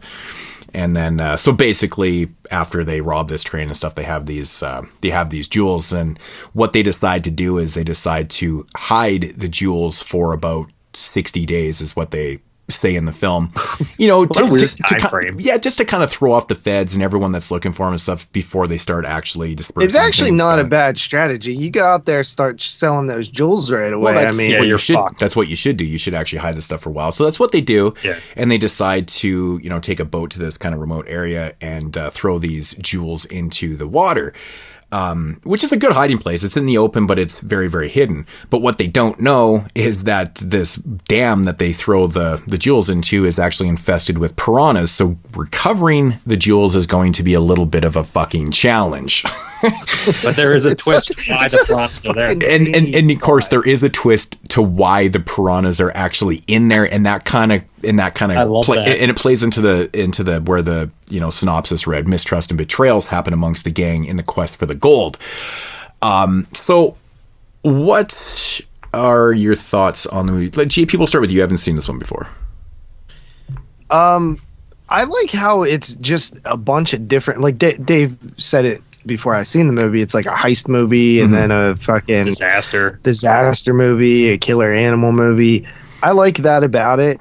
I feel like the piranha attacking scenes, some of them work good, and like some of them are just like, you know, blurry underwater footage of fish swimming around. It's stock footage. It's stock footage that they used. Yeah. Right. I had a hard time, and this usually happens the first time I watched movies from the 70s, particularly. When there's a lot of characters, I have a hard time of remembering who's who a lot of times. So that's kind of on me. I could tell that everybody's like, you know, out for themselves and, you know, wants to get, you know, I don't know why nobody could ever follow damn rules. Just wait what was it, 60 days? They're criminals. I know, but I get it. I get it at the same time. You know, it's like, that's the point. Like the same people that robbed somebody probably don't have the best level of character when it comes to honesty. Yeah, they probably are very impulsive. Right. Yeah, the trust level is usually not there. Yeah, so. But no, I think it's a pretty good movie. It's not my favorite of the three here. What? Shut up. It's not yours either. The fat guy dying had me like dying, bro. You thought I felt bad for that guy. Why? It's like such a fucking, it's such a disaster too, because you know it's gonna happen. It's just like, it's like in slow mo for about 5 minutes before it even happens. Yeah, why would you send him with somebody else? He's way too big. That's what I was. Yeah, on a raft that's full of holes. It's full of holes. And what's funniest, when the piranha reaches up and bites his finger, it literally bites his fucking finger through the hole in the raft. I was like, what is this? Yeah, he's like, he was saying. What was he saying? He's like, they can reach or something. I forget what he said. He said something. Like, this isn't gonna work. He's like super flamboyant and over the top, and like it's perfect casting, because the only time I've ever seen that dude is just him in Arachnophobia and Total Recall, and like you just know that dude's getting fucked up. Every movie he's in, you're like, that dude is getting fucked up. Right. As he should. Why? Why do you like him? Well, he doesn't do anything wrong. But he's there to die, man. I love you gotta do anything in this movie. Like, especially when like Margot Hemingway falls in the water, and fucking Lee Majors gets knocked in the water and pulls her in the water, and then fucking he walks over there and he's like, "You just ruined $1,000 suit," and he's like, "How much is your fucking digs?" And he pulls him in the fucking water too. Yeah. Lee Majors is really charming in this movie, man. He works really well as a lead in this kind of thing, and his back and forth with James Franciscus when they're playing that gambling game. And dude, does anybody know how to play backgammon? Because I've never learned. I'm always confused as shit. He telegraphs the entire movie. He's like, "I guess you underestimated me." That's some like low rent James Bond shit going on right there. Right. That's exactly the feeling you get from those scenes right there. Actually, that's that scene where Margot Hemingway, okay, so Margot Hemingway, she plays a model in the movie, and Roy and the photographer is played by Roy Brocksmith. And I never knew his name. Yeah, I recognize him like from a bunch of. Yeah, he is. He's just one of those guys. But so, and it's a really awkward scene though too. Like she's by this pool and she's being shot by him and stuff, and then Lee Majors' character Lasky he's walking by and shit, and then he gets fucking kind of mowed into the water and shit. And I'm just like, but if you watch that scene play out, it's so obviously not natural when she knocks him into the water. Yeah, like she does like a fucking tornado towards him. It's so bad, dude. I actually started laughing when I was watching last night, and I rewound it a couple times. And the more you watch it, you're just like, oh my God, that is the worst acting ever. But I always thought that Margot Hemingway was a terrible actress anyways. Like she's pretty good in Lipstick and stuff. And Lipstick's a good movie. Yeah, and she did a couple of other roles and stuff. And it is pretty sad that what happened to her, because she died in the mid-90s, and she became like a huge alcoholic, and then just kind of drank her life away and died in her apartment alone. It's pretty fucking sad, actually. That sucks. Yeah. Well, what happened with her is that she was like a model and stuff, and then she had this promising career, and then she ended up kind of being delegated to like B movies and shit, and it wasn't working for her, and became a problem for her mentally, and drank herself to death essentially. So kind of a sad story with her, but I never really thought that she was a great actress, to be honest. Like I said, Lipstick was decent in this, and in this one she's just kind of eye candy, right? I mean, she doesn't really have a lot of lines in this movie, to be honest, but she's awkward at times, and that scene just kind of proves my point, because it's just so awkwardly done. Like, oh man. But you know, I mean, that's just one little gripe I have on the movie, but I just always felt like this could have been a really, really entertainingly awesome movie if they had the deception between the criminals done a lot better. I just feel like things start happening way too soon, and it's so obvious too. You got these two brothers that decide that they're not going to wait the 60 days and they're going to jump in the water and steal these diamonds and shit like that. And of course, the one brother gets attacked by piranhas. How do they know where the hell the diamonds are? They just throw them right off there. They have the floater to. They were all there. The yellow bright floater. When they threw him in, all four of them were together, so they knew approximately where it was. They just had to go down and dive to find the. That's why they have the floater. I feel like it'd be harder to find shit in the water than. It depends on the water. I mean, if it's really clear and shit, but you do have the floaty thing on there, which is bright yellow, so you should be able to see it down there. But the point is, he goes down, gets eaten by piranhas. They try again, more shit happens. So we lose half the criminals. We lose half the criminals so fast, and then we get some twists and turns that's going on with James Francisca's character and shit like that too. But I just feel like they could have played out the narrative with them a lot better and created a little bit more intensity, and with the deception, and just make it a little bit more thrilling and stuff. But what happens in this movie, and my biggest complaint with this movie, is actually not the fact that Lee Majors is totally awesome in it. It's his relationship with Gabrielle, played by Margot Hemingway. And I just feel like there's way too much love interest, and it's really boring. And a lot of the scenes that she's in are having to do with her modeling and things like that. And I just feel like it slows down the pace of this movie to the point where it's so bland and boring. Like all those scenes when they're on the boat, like looking for a place to shoot, it's straight out of a jungle adventure movie or a cannibal movie when like they're not being eaten by cannibals. Right. Like it literally with Anthony Stephan, it all feels like that. I mean, Roy Rock, Ollie, the fat photographer, he's definitely the comic relief in the movie. Yeah. But the scenes, I mean, there's just so much of them. There's so many scenes with them, and it's just it's a subplot that is very bland and kind of boring to me and stuff. And it does come together at the end when they all end up on the boat and blah, blah, blah and stuff. But I just feel like all those scenes really bring down, what could be a way better movie if you focused more on the actual criminals. And I will say that's one thing about this movie that really kind of catches my attention. And I thought about it after the movie ended, and I was like, man, it's crazy how they managed to like convince you that you're not watching criminals. Like you're cheering for criminals basically in this movie, right? Because they're all antagonists. That's the 70s. It's more like a Bond kind of criminal too, I guess. I think it's because they're like, I really don't care that people steal like gems. Yeah, I don't care when they steal from like banks and shit. Like I don't give a fuck. No. I'm not saying I do either. I'm not saying I do either, but it's just insurance. They do a good job of convincing you, like of making you kind of cheer for these, these guys. That are technically I was cheering for Lee Majors the whole movie. Oh, absolutely, man. He's bomb, man. I mean, he's a $6 million motherfucking man, right? And Karen Black, she's always good in everything. Like I love Karen Black in this movie, man. Like she's definitely one of the highlights with Lee Majors for myself. Actually, Jane Francis, he's dope too. But he's great in this. He's a fucking dickhead. He's always a good dickhead to me. He is a dick, man. And like, okay, the whole piranha thing is just absolutely ridiculous. It's so ridiculous. What happens? Like why there's piranhas it's a Bond in this villain thing. It's totally a Bond villain thing. It's totally a Bond villain thing. It's so nonsense. But he's doing it to his own fucking people. It's just hilarious, man. It's so funny. But I don't know. I just feel like there should be a better movie. And I do agree with JP. I think the piranha attacks are a little bit, they're very low budgeted because they do use a lot of stock footage. I know, and some of the scenes they have a damn dam break and it looks crazy. Yeah, and I'm like, I feel like they could have did a little more with the piranhas with the money. Well, that's I the think thing. Some of those miniatures even might be some reused from other movies too. It could be. I feel like the opening scene and the dam breaking scene is really crazy. But do you guys notice the twister that breaks it? How fucking bad that effect is. It's actually, again, I did this twice in this movie. I rewound that part too. I rewound that part and started howling laughing. I was like, dude, it's so fucking bad. It's so bad, but it just, I don't know, you kind of forget because of the actual. They could have put a hat and a fucking wristwatch and eyeballs on that tornado and it wouldn't look worse. I know. It really was bad. But the carnage that follows after is pretty crazy though, man. It looks pretty cool. Wait, doesn't a kid get bit up? Is it? Yeah. They don't really show it though. They show this little blonde-haired kid walking in there, and it's funny because they showed a little bit. He clearly gets bit, but they don't show any blood. When he's in the water, it looks way worse. You're like, oh, this kid's fucked. But then he has like a little cut on his foot. Yeah, Jurassic Park 2 ripped that off. Remember the opening? I'm just fuck no, they didn't. No, I will say, Dante, like the piranha, it's way the attacks are way better in that film. This one you see piranhas, you actually get to see quite a few piranhas. There's a funny scene where they start throwing in these explosives into the water and killing all these piranhas.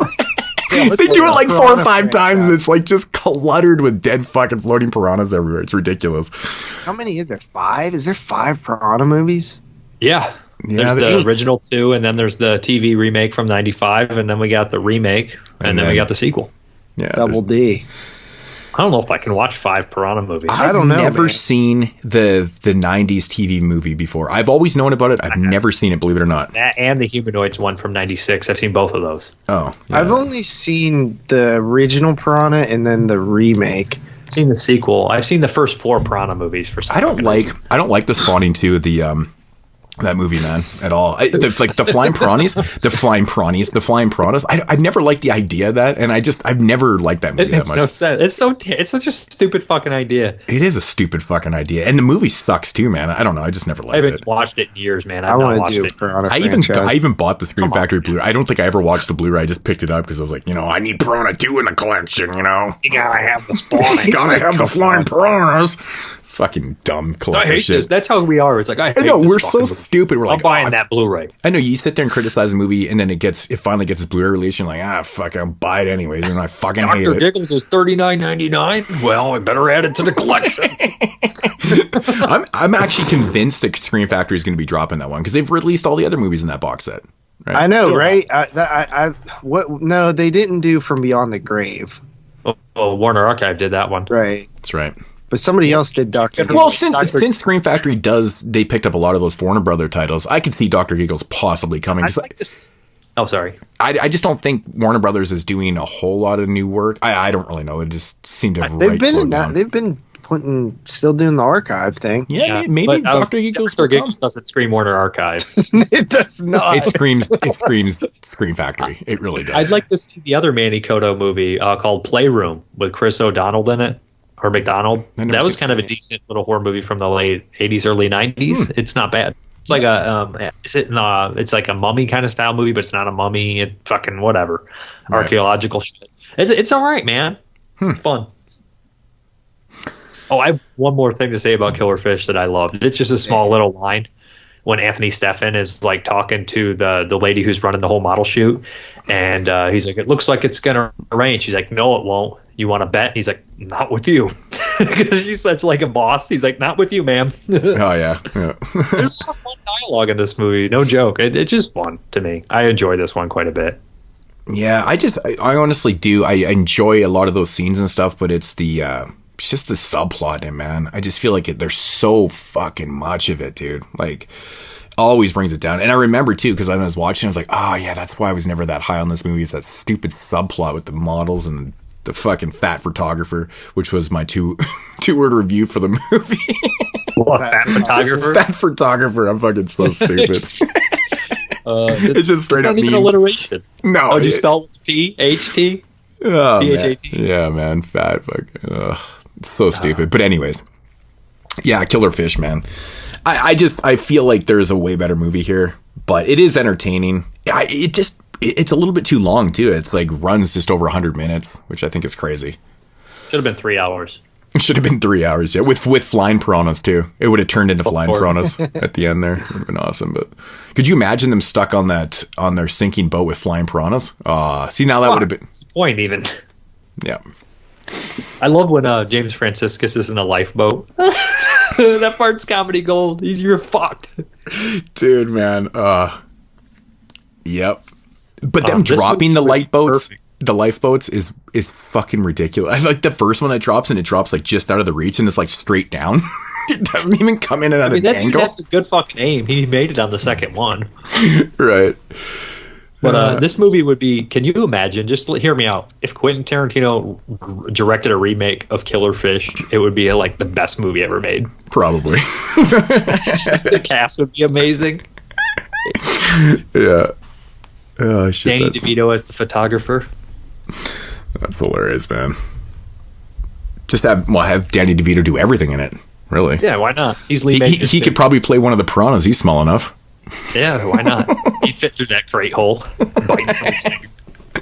Just make him the character from that Always Sunny episode where he plays the villain in Lethal Weapon 5, where he's like, even sharks need water. Oh my god, that is so funny, that episode. So good. I ain't seen the first couple, though. You know what one weird thing about this film is? Like, it's set in 1979, so obviously just 1980s.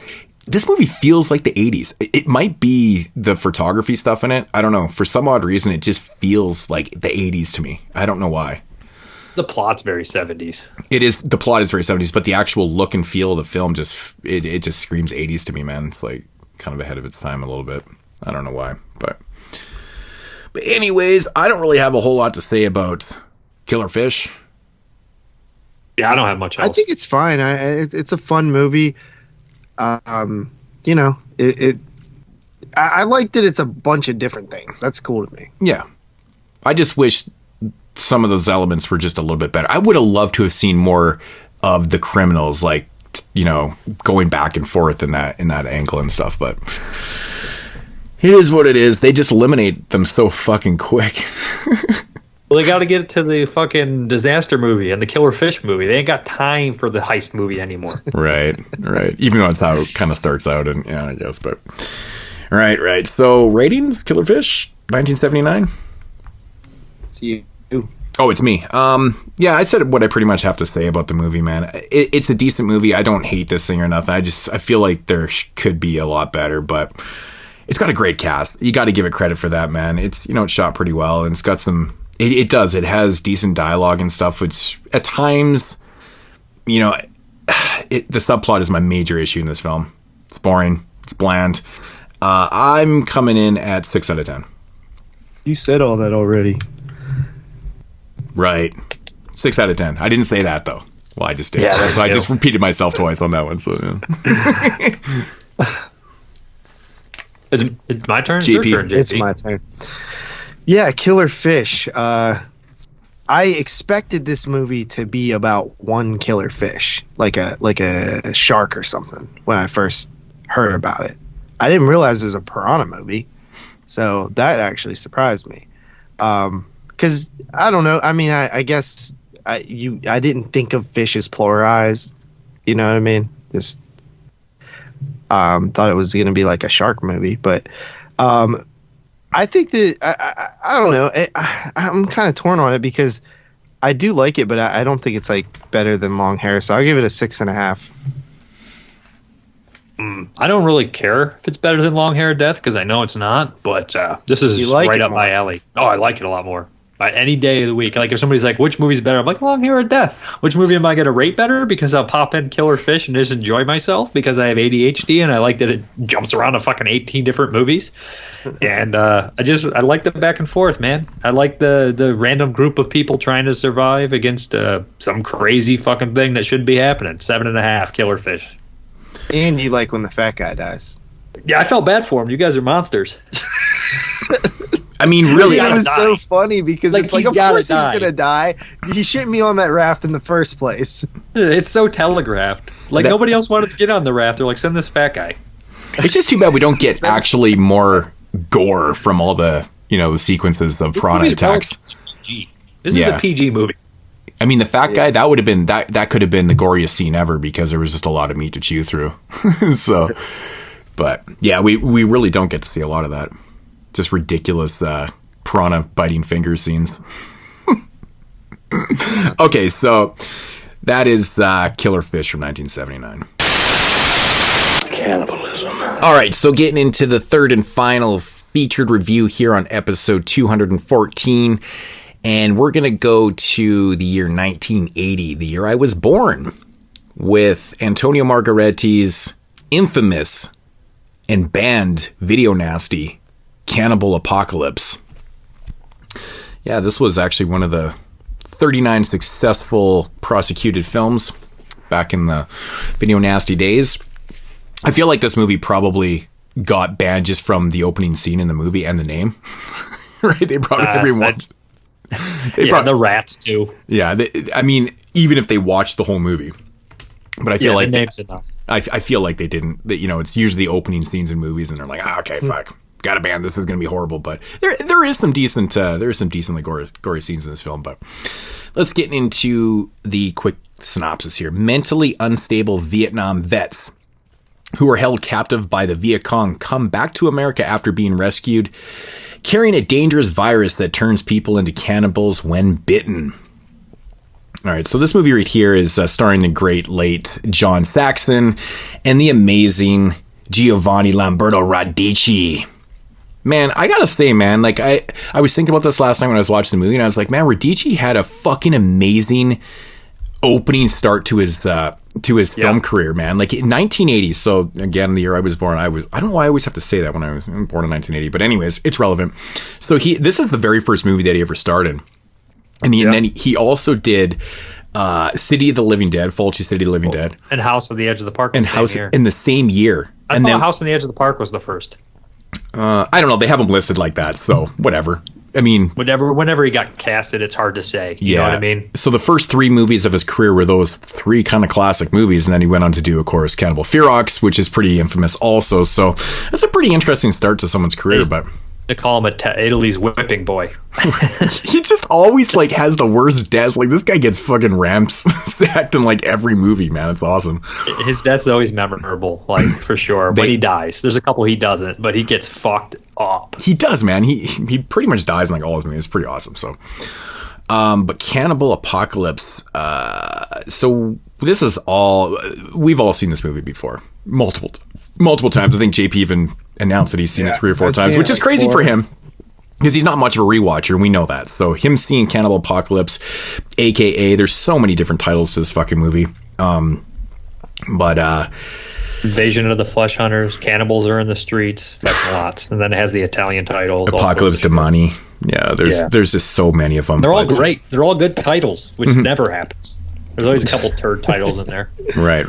And you know, this is very typical Antonio Margheriti too, because this is kind of a mashup of genres a little bit too, because it starts in Vietnam and then it turns into like a cannibal virus type film. And isn't the whole like cannibal virus like not zombie, but you know what I mean? Like it's weird. Like I've never really seen anything done like that, where it's like they're kind of just normal dudes, but now they have a thirst for flesh. It's actually very Cronenberg, and I've listened to the commentary. They mentioned that because it almost feels like it starts psychological and somehow turns viral, which is very bizarre, very insane.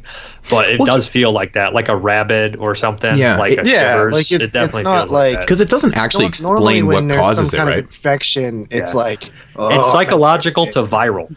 Yeah, it's because it is kind of a head scratcher because they never really explain where the virus actually comes from. It's just we get the visuals from the opening scene. Basically, is it's actually a nightmare sequence. John Saxon's actually dreaming. He's having a flashback in his dreams to the Nom days when, you know. And also, like, why is it so delayed?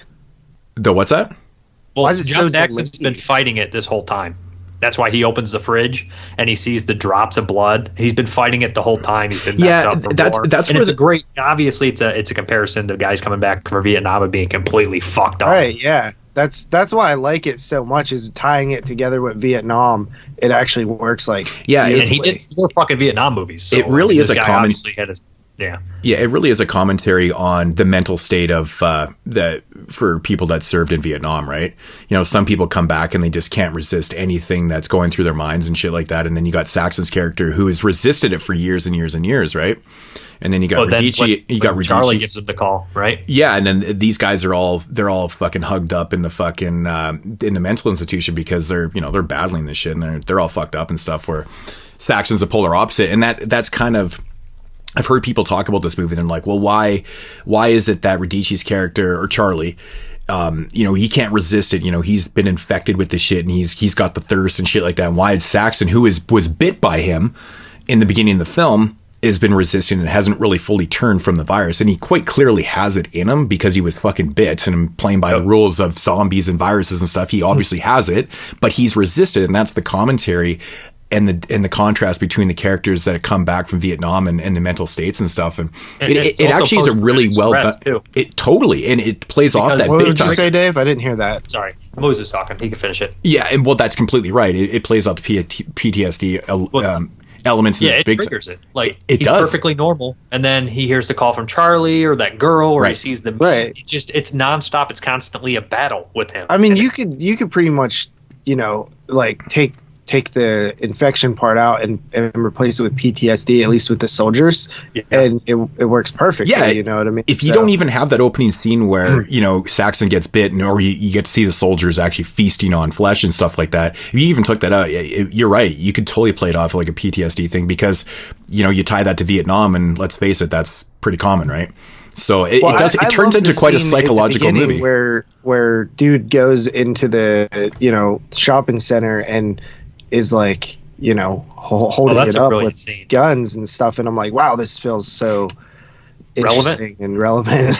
Yeah, it's having that flat, like once you get to see the visuals of that, right? It's almost like flashing right back and he's setting himself right back into where he came from kind of thing, right? So I always think that it's a good scene. It's a good scene Yeah. because it's putting it into the modern narrative, which is the present day, but then it's taking you right back to what caused it, kind of thing. It's actually quite well done. I don't think people really look at this movie like that. Well, you don't look at him as a villain, right? You're not like, this guy's a fucking dickhead. He's definitely a victim of. He's damaged, right? And it's not his fault necessarily. So it's sad, and I like the victim that. of society too, and the war and all that kind of shit. And the repercussions of coming back, right? It's not just what happened to you there; it's what happens to you here afterwards.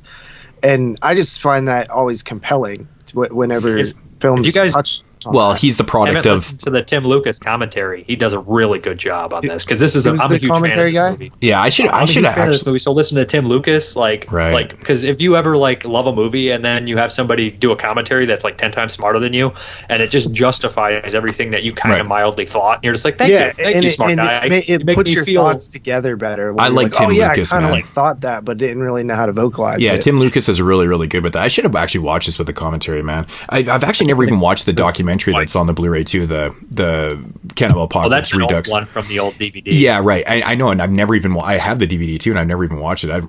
I think I just completely forgot about it, but there's a lot of shit going on in this, man. It's very psychological, but it's very grounded in reality of what really happened to these soldiers and stuff like that. It's not just a film about cannibalism, and that's one of the major critiques I've heard from people with this movie. They're like, never know what it wants to do. Is it a fucking, is it an action movie? Is it a cannibal movie? Is it a virus movie and shit like that? And I'm like, man. You normally don't get it's not really about cannibalism. The movie is not about cannibalism. It's about the psychological effects of war in society and PTSD and things like that and stuff. And I mean, that's why there isn't an abundance of actual cannibalism in this. There's a lot of biting. I mean, if you really wanted another title for this movie, you could call it Biting Apocalypse, right? It doesn't have to be Cannibal Apocalypse, because most of the scenes in this movie are just biting. It's losing your will to retract, the urge to fucking bite someone. And the greatest scene in the movie actually is the scene where Charlie's character is in the theater and he's watching a war movie, and he's quite literally getting into the moment. It's affecting him to the point where there's a couple in front of him who are obviously just there to make out and have sex. So I love this guy. He fucking pulls out his girlfriend's titty and starts sucking in the theater. And they're just out in the open and doing shit. And then he's watching this mixed in with, and it's a great scene because that's the urge. And then, watching the war movie on there has just triggered everything. And then he fucking bites her on the neck, and then all the shit just breaks loose, right? It's a really fantastic scene, and it really kind of sums up the movie in a nutshell. Yeah, so. You're right. That is a powerful scene. And I gotta mention that the score in this movie is so good. There's layers of the score. Dude, we have the funky one of my score, favorites. Mine too. And then we have the emotional score, which hits really hard and it's perfect. But then the score is also playful. When Tim Lucas points this out, when the meat drops, bing bing, that shit's fucking beautiful. This has got to be, and it also gets intense too. When the opening Vietnam and the lady gets set on fire and she runs into the fucking foxhole, not the foxhole, the pit, and she gets ripped apart. Man, this movie's fucking excellent. I will say that the Vietnam opening, they have a lot of Tommy guns for some reason. The Thompson. It's not. The Thompson submachine gun did have Vietnam presence, but it wasn't like that, right? Like how many people had it.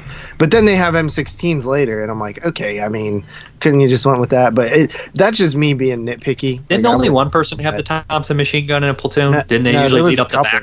They lead up the back though. You mean in real life? Yeah.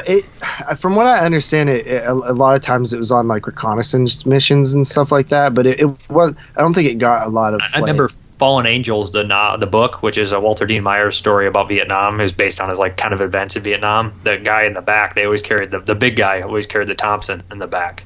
I don't know. That's just that book. Maybe I'm mistaken. Yeah, a great soundtrack to a movie, man, always pulls me in, man. But hearing that fucking sax over that real funky bass line and shit, oh man, it works so fucking brilliant, man. They bring it back at the right time too. It's jazzy funk music, man, but it works so fucking well together, man. I just absolutely love the score elements of this movie. It's great. It really is great. Talk about a dark fucking ending too, man. Beautiful. Beautiful one. What did you? It's a lot like Rabid. This movie is like Rabid and Dawn of the Dead. into the action and everything to me, and I love all that stuff. John Sachs is one of my all-time favorite actors. I love Giovanni Lamberto Radici. Tony King. Love John Sachs. Tony King is great in this too, man. He's like that big, aggressive type, so I like him in that too. He's loud and fucking just scary. John Saxton's relationship with Charlie and Tommy really helps. Like, you really feel like these guys are from my hometown. He's so excited to see him in the pit, and then when he gets bit, it's so fucked up. Like, I don't know, man. It's just Saxton is the guy that he's like a father figure. Like, he's tough, you trust him. So when you see him kind of breaking up, it's just one of those. It's a perfect casting. You know what I mean? And I remember Saxton mentioned in that documentary that when he actually does have that change over in the movie, when he turns to be a villain, he was very depressed about that because he really didn't feel like his character was ever going to turn. I feel like a lot of that's brought on by his shitty relationship with his wife, though, too. I think it's a lot of things. He's fighting a lot of things, man. I mean, there's a really weird kind of almost. It's not a huge subplot, but it is a little bit of subplot with the neighbor Mary and shit like that. Like, it's such an. I was wondering when we were going to bring that up. It's such an awkward thing because it almost comes across as being like wrong. You know what I'm saying? Wait, it is wrong. She's a little girl. She's not a grown-up, right? But it's like not sexual for him. He's more wants to bite. But it's like it's a mixture. That's what I'm saying. Like, it's weird. It has the sexual tension there, but it's not sexual for him where it is for her. And I'm like, it's weird on both ends. Like, the whole thing just plays out odd. And there's like even the scene where he's out back and he's grabbing the wood and shit, and they have this like kind of moment where they lock eyes and stuff, and then she's kind of smiling and she's just, oh, okay. You know, he's like disgusted in himself. Yeah, it's like really weird tension. It's weird tension. That girl looks really, really young in real life. I had to look her up.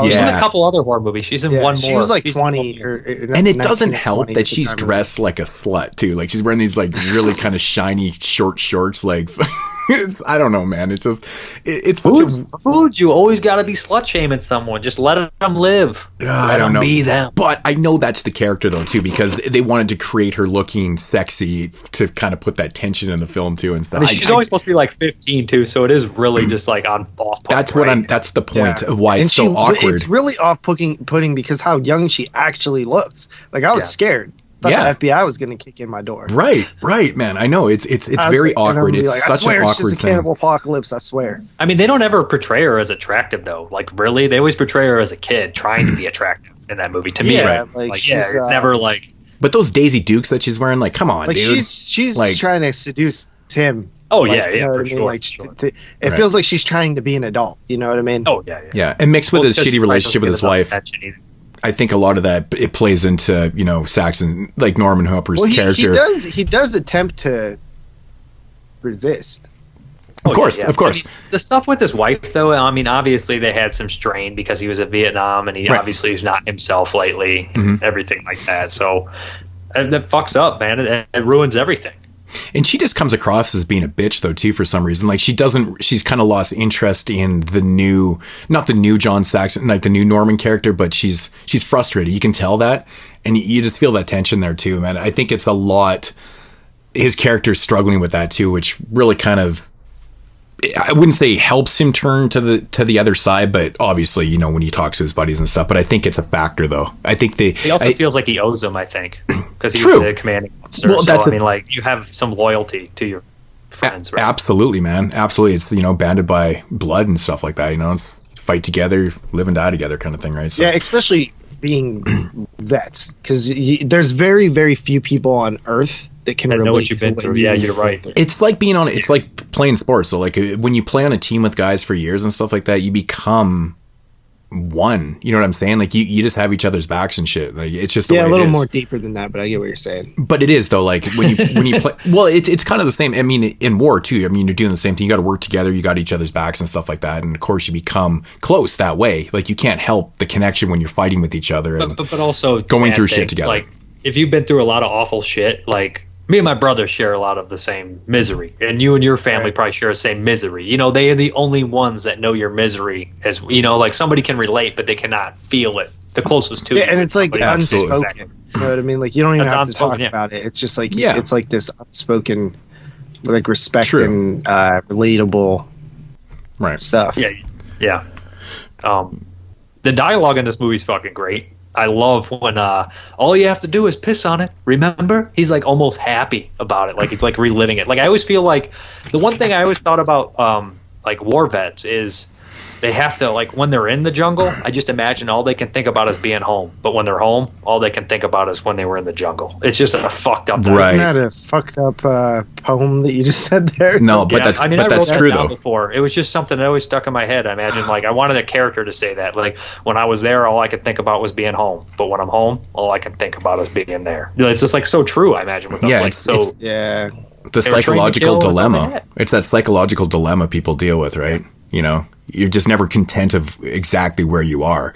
I think in reality, the reason like war films are so interesting and you can do so much with them is because it's not right. It's such a unique circumstance, and it's like it shouldn't exist in the first place. You know what I mean? Like that type of someone like, else to do it too. Like these people vote and then send you to do it. Like you do it. It's like that type of trauma and that drafting shit is fucked, man. It's just because you're sending people there that don't want to be there, right? World War II and Nam is just a huge fucking weird situation that is weird that anybody can even find themselves in, but it's real, and especially like with the jungle and Nam and stuff like that. Adds a whole nother level of psychological messed upness. You know, it's fascinating.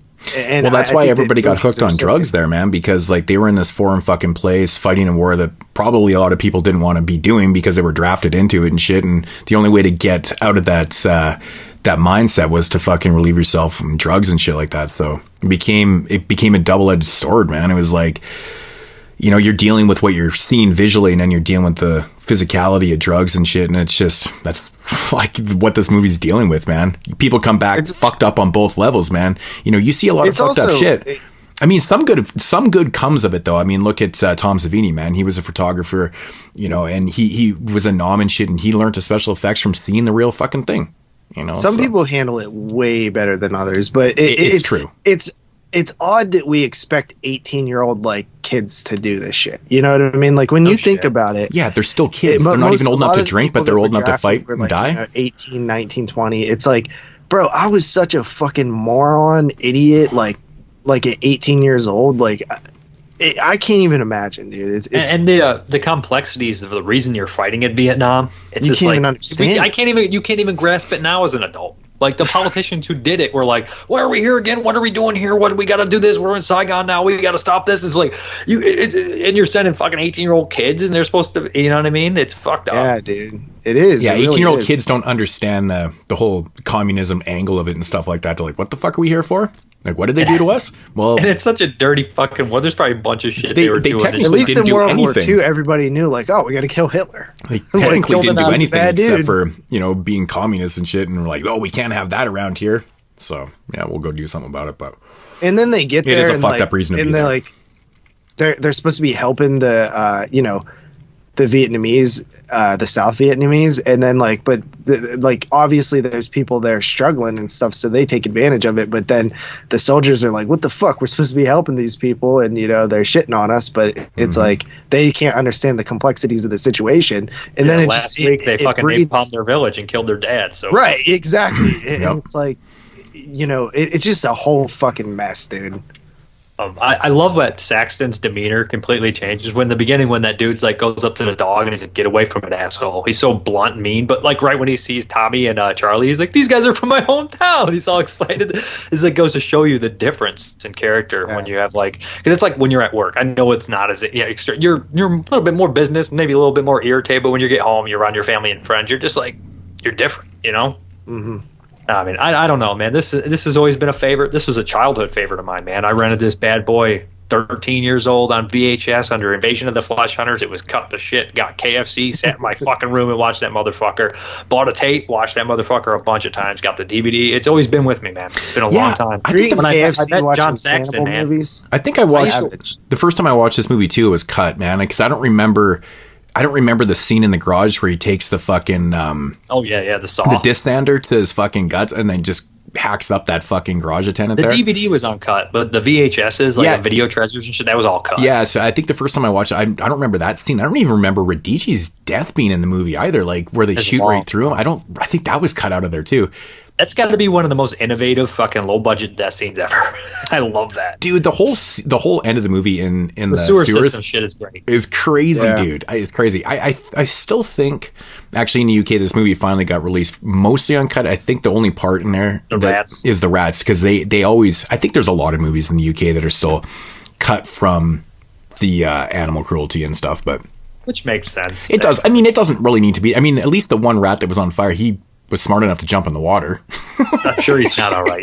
No, he probably wasn't. He's not okay. He's dead today anyway. Oh yeah. Shut off. But no, but like the death scene, man, it goes fucking gnarly in that the sewer scene, man. It's it's pretty crazy, man. So we should mention the chief. That guy's fucking just a walking fucking quote factory. Oh my god, ashes to ashes and shit to shit. My favorite quote, man, is when he's like, "That no good cocksucking son of a bitch."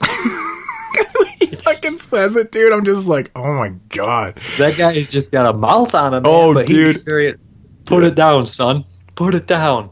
Oh, and he's an entertaining character. Oh, he's just angry. Also, he's just angry the whole movie, man. But I mean, you would be if you were like, especially when he's like back at it, and he's like, "Well, we had to solve this the first time. We wouldn't be fucking back here right now." The one fucking dude. I never know how to say his name. It's like Vino Mano. It's a fucking. Both his names start with a V. He's the guy in City of the Living Dead who fucking takes old Bob Giovanni Radici, Lamberto Radici, and puts his head through the fucking drill. He's also in. He's in a bunch of stuff. He was in the Banditos movie. You know which guy I'm talking about. He's a cop in this. He's like the second in charge. Yeah, I know who you're talking about. That guy's in. Yeah, that dude's always good. He's in a bunch of movies. Yep. Yeah, he's great in this, and he's got I think he's dubbed over in this by the same guy who did Al Cliver's voice in Zombie. That was one thing, because I saw those movies very young. Like, their voice just stuck in my head, that voicing guy, dubbing guy. Oh, man, this movie's great. And, like, I love when he's, like, John Saxon and Giovanni Radici's back and forth. He's like, "You always were a fuck-up, Charlie." That's a great stop. That's good dialogue. When I was younger, man, I always used to want more, like, cannibalism in the film, because, like I said, there's just a lot of biting. There isn't really a lot of people actually getting some of that. John Saxon and Radici like talked to Margheriti and had him like cut some of the more graphic stuff in the script. Like, there's supposed to be like a blowjob scene and shit. There was a cannibal blowjob scene, and they cut all of this stuff. I do like the scene where the doctor bites the other doctor's tongue out of his mouth, though. That scene's fucking awesome. I think he was supposed to get a blowjob there and get it bit off. Yeah, so they changed it to the tongue, but it looks good.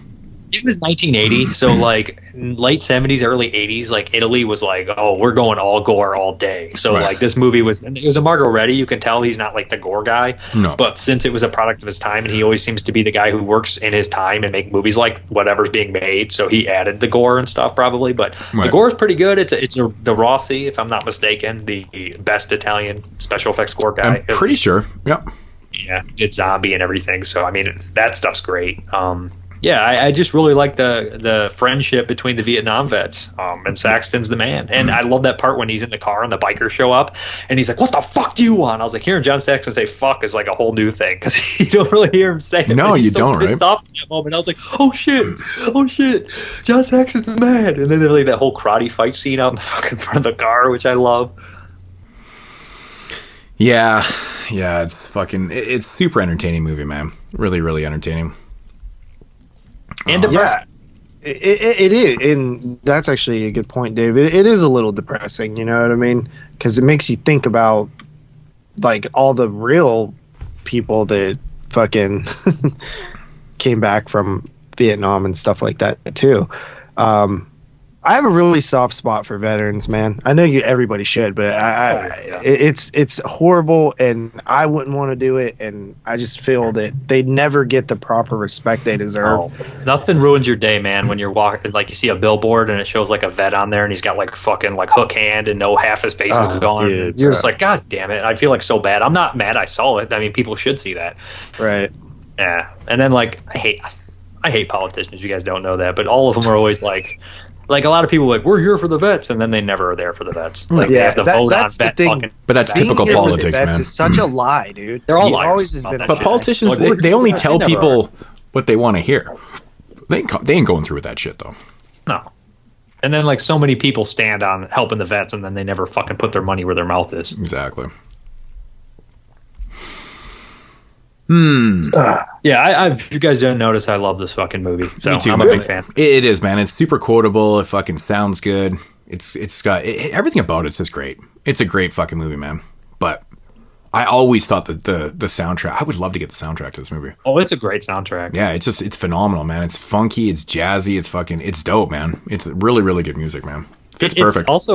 It's also the one thing that's really perfect about the movie, just thinking about it, is like all the guys coming back from Vietnam are completely fucked up, and their illness and their dark stain on the entire like United States for doing that. They come back, and you know what? They can manifest that into a virus and actually make this society fucking really get the feeling of it, infect society with that darkness from Vietnam. And that's like a direct metaphor, right? Right. Like they can spread the fucking stain that was a horrible thing that happened into the actual populace. Yeah, that's a good idea, man. Death Dream is another one that is a perfect one like that. I love Death Dream. Death Dream is one of the most underrated movies. I remember it's brilliant, man. Like, it's a perfect movie for me. Like that's why when people are like Black Christmas, I'm like, Black Christmas can go fuck itself with talking. I wouldn't say all that, but I get your point. If we're comparing Death Dream and Black Christmas, I'm a Death Dream boy. I love them both, man. I haven't watched Black Christmas forever. It's a great movie, obviously, right? But I always loved Death Dream. Yeah, I always thought Death Dream was an interesting character or interesting study on what's the effects of war and shit like that. It's a really well made movie. I think that Fred did a really good job with Sella Turcica too. Oh, which kind of does the same thing. I don't know if Fred better than I do. Obviously, I've only met him a couple times. You're friends with him, but did I ever ask you this before? Was that his just?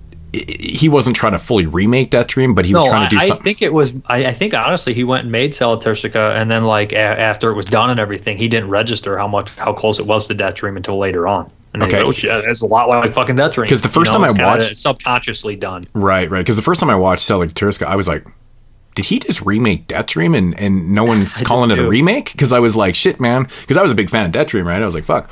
These things happen. Really good in that movie too. The lead actor in that. Oh yeah, fucking so. I love that movie. He's really good in the final interview. Like I know he's good because when you think back on movies that you recently watched, you don't have that many quotes from movies like that. And I could still quote one of his lines in the final interview. So that says quite a bit. Right. The line he's like, I ain't got nothing going on. These things do happen, subconsciously. If you want to look at another comparison that I've always thought was kind of bullshit though, but the writers of Final Destination said that they'd never seen Soul Survivor before. And it's like an identical story. And I'm thinking to myself going, Soul Survivor is what, 1980, 81, 82, somewhere in that range. 83. So it's early 80s, and of course, what is it? Yeah, late just 90s? like it's the same fucking story James though. Gunn never seen Night of the Creeps. Well, they're all rip-offs of fucking Carnival of Souls anyways. But the thing that drives me nuts about something like Night of the Creeps though is that's got to be that's a popular movie. Soul Survivor wasn't exactly a popular. It was more of like a cult VHS type movie back in the day. It never really got much recognition. When did that one come out? The Australian one, isn't that kind of about a soul survivor in a plane crash? It's been a while. Yeah. The Survivor. It's funny enough, the Survivor? Final Destination was originally a Twilight Zone, not Twilight Zone, X-Files episode. Yeah. It was written as an X-Files episode. Yeah. Well, everybody rips off the Twilight Zone. 90% of movies wouldn't be made. Right. That's because that show literally had the most. On the South Park. It had the most original ideas for horror-related sci-fi narratives. It's sci-fi. Sci-fi always has the best ideas, right? They're so good. Blow your fucking mind ideas. It's crazy when you go back and watch the original Twilight Zone and you're like, these stories are like incredible. It must have blown motherfuckers' minds watching that shit when it first came out. Because it was so original. We never got better at storytelling. No, man. Everything's ripped off from the Twilight Zone. It's literally... Wouldn't it be so worth doing that? Doing an episode on Twilight Zone? Oh, man. I love it. Man, they're long. It makes me want to watch it. I still never upgraded to Blu-ray. I have the original series. I still have that Blu-ray. I still have that awesome cracked it open, DVD box set that came out. It's so I've watched it through a couple different times actually. We could do that and The Outer Limits. Outer Limits is good too. I've never seen a single episode of The Outer Limits. Did you guys ever watch the 80s version of Twilight Zone and then they redid it? There's good episodes in that version. Yeah. And then the 2002 reincarnation of it. I haven't seen a single episode. They did like and now there's the there's 2 seasons of a 2010s version. Yeah, too. see, I haven't seen any of those, but the 2002 one, I think from what I remember, I do have the DVD set of it. I think it was only around for one season, but I think that they remade some of the early ones.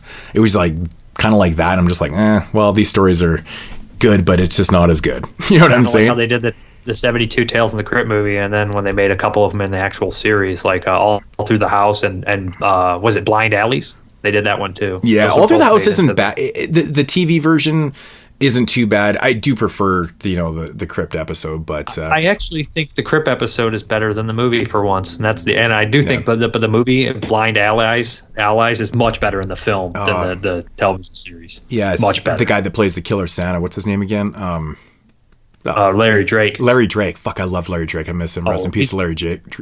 Yeah, he's the absolute is one he of my Dr. favorite performances. Yeah, he's Dr. He's Giggles. also in Darkman. He plays Robert G. Durant. He's one of my favorite bad guys ever. And in Dark Knight of the Scarecrow. In that movie, when he's like, he's cut off Lawrence Ferguson's fingers, and he's like, 1, I try not to let my anger get the better of me. 2, I don't always succeed. 3, I got 7 more points. He is like a really underrated actor, though, man. Like Dark Knight of the Scarecrow, like he's fucking good in that shit, man. Oh yeah, he's in that too, huh? I like that movie. He's actually in that H.G. Lewis movie too, when he's playing a hillbilly in one of the ones. Yeah, man. Stuff Will Kill You, is that the one he's in? Yep. Sorry, we just reviewed Larry Drake's career. We got a little side. He has one of those names. He has one of those names. I always forget his name. name, but I'm like, I know everything that he's in because he's just one of those character actors that you just can't forget. But he's just good. But yeah, he's really good in that Tales from the Crypt episode. But anyways, getting back to Cannibal Apocalypse. Shit, man, you guys got anything else on the film? No, I've said a lot. Yeah, I think we're good too. I'm glad that we went into the whole Vietnam and PTSD and it's society. Not often in Italian horror month you get to talk about like commentary and stuff. Yeah, no, this movie's really rich with it, and it's very sensitive too, right? It's a sensitive subject, but it needs to be talked about because it's very prevalent. And it's not really a cannibal movie, and I think that's the misconstrued thing about this film. It's not a jungle cannibal movie at all. I think people that's the main critique. Like I alluded to it earlier, and I've seen people's reviews and I've heard people talk about this movie and like, oh fuck, it's so misleading. There's no cannibalism. I'm like, guys, you're kind of missing the whole point of the movie, man. Yeah, I mean, if you're really like hanging up on that, and that's why you dislike a movie, you weren't liking it in the beginning. Right. Yeah. I expected this. It's like, yeah, but if somebody gives you a steak and you expected a hamburger, is it a bad piece of meat? No. Right. Okay, so we might as well just get into ratings on Cannibal Apocalypse. Who's going first? Me. This is a movie that, like I said, whenever I first seen this, I think I gave it I don't think I said this on the show, but I gave it a 6.5. And because you were expecting more cannibalism, weren't you? No, I was actually surprised that it was as interesting as it was, but I don't know. I rated low back then on it, and every time I've watched it since then, I liked it more and more, and I pick up different things and notice the commentaries a little bit more. I love John Saxon. Been a fan since Nightmare on Elm Street as 4 years old. I've always liked that guy. He's in a million things, and anytime I see him, I just watched another movie with him this week. I forget what it was, but he's a good, and it's actually cool to see him as a lead too, because most of the movies I've seen with him, he's like a supporting character, so he could definitely carry an entire movie. I think the scenes in the beginning where we have the one dude held up in is it a mall or something? That's one of my. It's like a flea market. Yeah, it's one of my favorite. And of course, we didn't even mention the bike guys. He killed Carlos. I love when those guys come out of the woodworks and they all have weapons, and it's just so 80s. Want him in the back. Him and it plays all that jazzy ass music from the beginning. Yeah, I love it. It's so chachi, man. The guy comes out with the pipe and he's hitting his hand with it, and he's all looking badass and shit. I'm like, oh my god, it's amazing. Yeah, I honestly, one of my favorite movies we covered in Italian Horror Month in the past couple years. So I give it, I'm actually coming up even higher than I was before after talking about it. 8.5 out of 10. Is it me? Yeah, it's you, Dave. Yeah, it's going to come as no surprise. You guys can call me the new 10 out of 10 Derek. I don't care. This is a movie that I grew up with, and the ones I rate really high are the ones I loved as a kid, and then I watch them as an adult, and I love them, and they have new meanings and stuff like that. To me, this is a 10 out of 10. I know it's not technically a 10 out of 10, but fuck it. For me, it is 10 out of 10. All right. I'm going to stick with my 9 out of 10 on Cannibal Apocalypse. That's what I need to say about it, but it's just a fantastic movie. So, if you've never seen a movie before, take what we said, and, if you're looking for like a straight up jungle cannibal type film, you're going to be disappointed. But if you take it for what it is, it's a really, really good movie with a lot of great gore too. I mean, it's not cannibalism gore, but it's gore. There's some good shit. So 9 out of 10 for myself. It's a fantastic movie. Gave me a reason to finally pick up the Blu-ray. I bought this Blu-ray for Dylan. I never bought myself one, so I had to pick it up this week. So it looks good though, man. Kino killed the transfer on it. So yeah, the Studio Canal stuff that they're putting out looks fucking excellent. Like The Man Who Haunted Himself and fucking and Soon the Darkness. I was like, these look fucking amazing. Yeah, and Soon the Darkness looks phenomenal on Blu-ray. Yeah, this was one of my first. I watched this last year for Italian Horror Month, just as like me getting into Italian Horror Month, and that's when I was like, man, I should do Margheriti next year since I won't have Argento. But yeah, the Kino, I picked up the Kino, and it was actually, I think, like my third Kino I ever had, which is crazy. Yeah. Oh, dude, I got like hundreds, man. I got so many. Since then, I have like 30 more that I picked up in that time in a year. But yeah, it pisses me off that pick up a lot of Kinos. It pisses me off they don't continue that redemption line more. They come out with one like every 2 years now. It's shitty. It's a good. I like that line. I've got them all. I'm just waiting for more. I'm just waiting for fucking more. I think it's because they ran out of Jean Roland films to fucking put out. they climaxed at Zombie Lake. They could never catch that again. So right. They just wanted to close up. Didn't you say that movie sucks? It does. Yeah, it sucks, dude. That bums me out because that cover has always been the one that I've liked the most. John Roland's worst movie. It's funny. It's funny because he didn't even want to. He ended up doing that movie because I think Franco wasn't doing it or something. He ended up. It was not. It was one of those movies he was kind of forced into doing and shit. So he does. There's no passion behind it. But to be honest, it is a horrible movie. But I thoroughly enjoy it because it's so bad. It's so bad. It's entertaining. The effects in it, the makeup effects. They're just green zombies. They are like green, and they're like I don't know. They look hilarious to me, man. There's a lot of nudity. Yes. Yeah. That's a jerk-off movie. Good. People jerk off to that movie. Well, there's a lot of nudity in all of his movies that I've seen. Yeah, it's like Nazi. It's like Nazi zombies. Yeah, but his other movies are like artsy and good, and like you could like take any fucking the first on your wall. Zombie Lake's not that. Yeah, the first 5 or 6 movies are completely different, man. You put a picture of fucking from Zombie Lake on your wall, you're fucking somebody's gonna call the cops. It is the oddball out because even the movies that he did after Zombie Lake and shit were really good, man. It was just a cheap one-off. Yeah. So yeah, that's gonna conclude week 1 of Italian Horror Month. Antonio Margheriti. Good first week. So yeah, first week of year 7. It took 7 years to get Margheriti in there, and it turned out it's a really entertaining show. I mean, Killer Fish isn't my favorite, but it's not a bad movie. It's entertaining, but yeah. But this was a fun one to prep for because it's like 3 completely different movies, and that's what I'm looking forward to doing Garoni too. Even though his films are probably not going to be as good, but they are 3 different ones. Jabroni.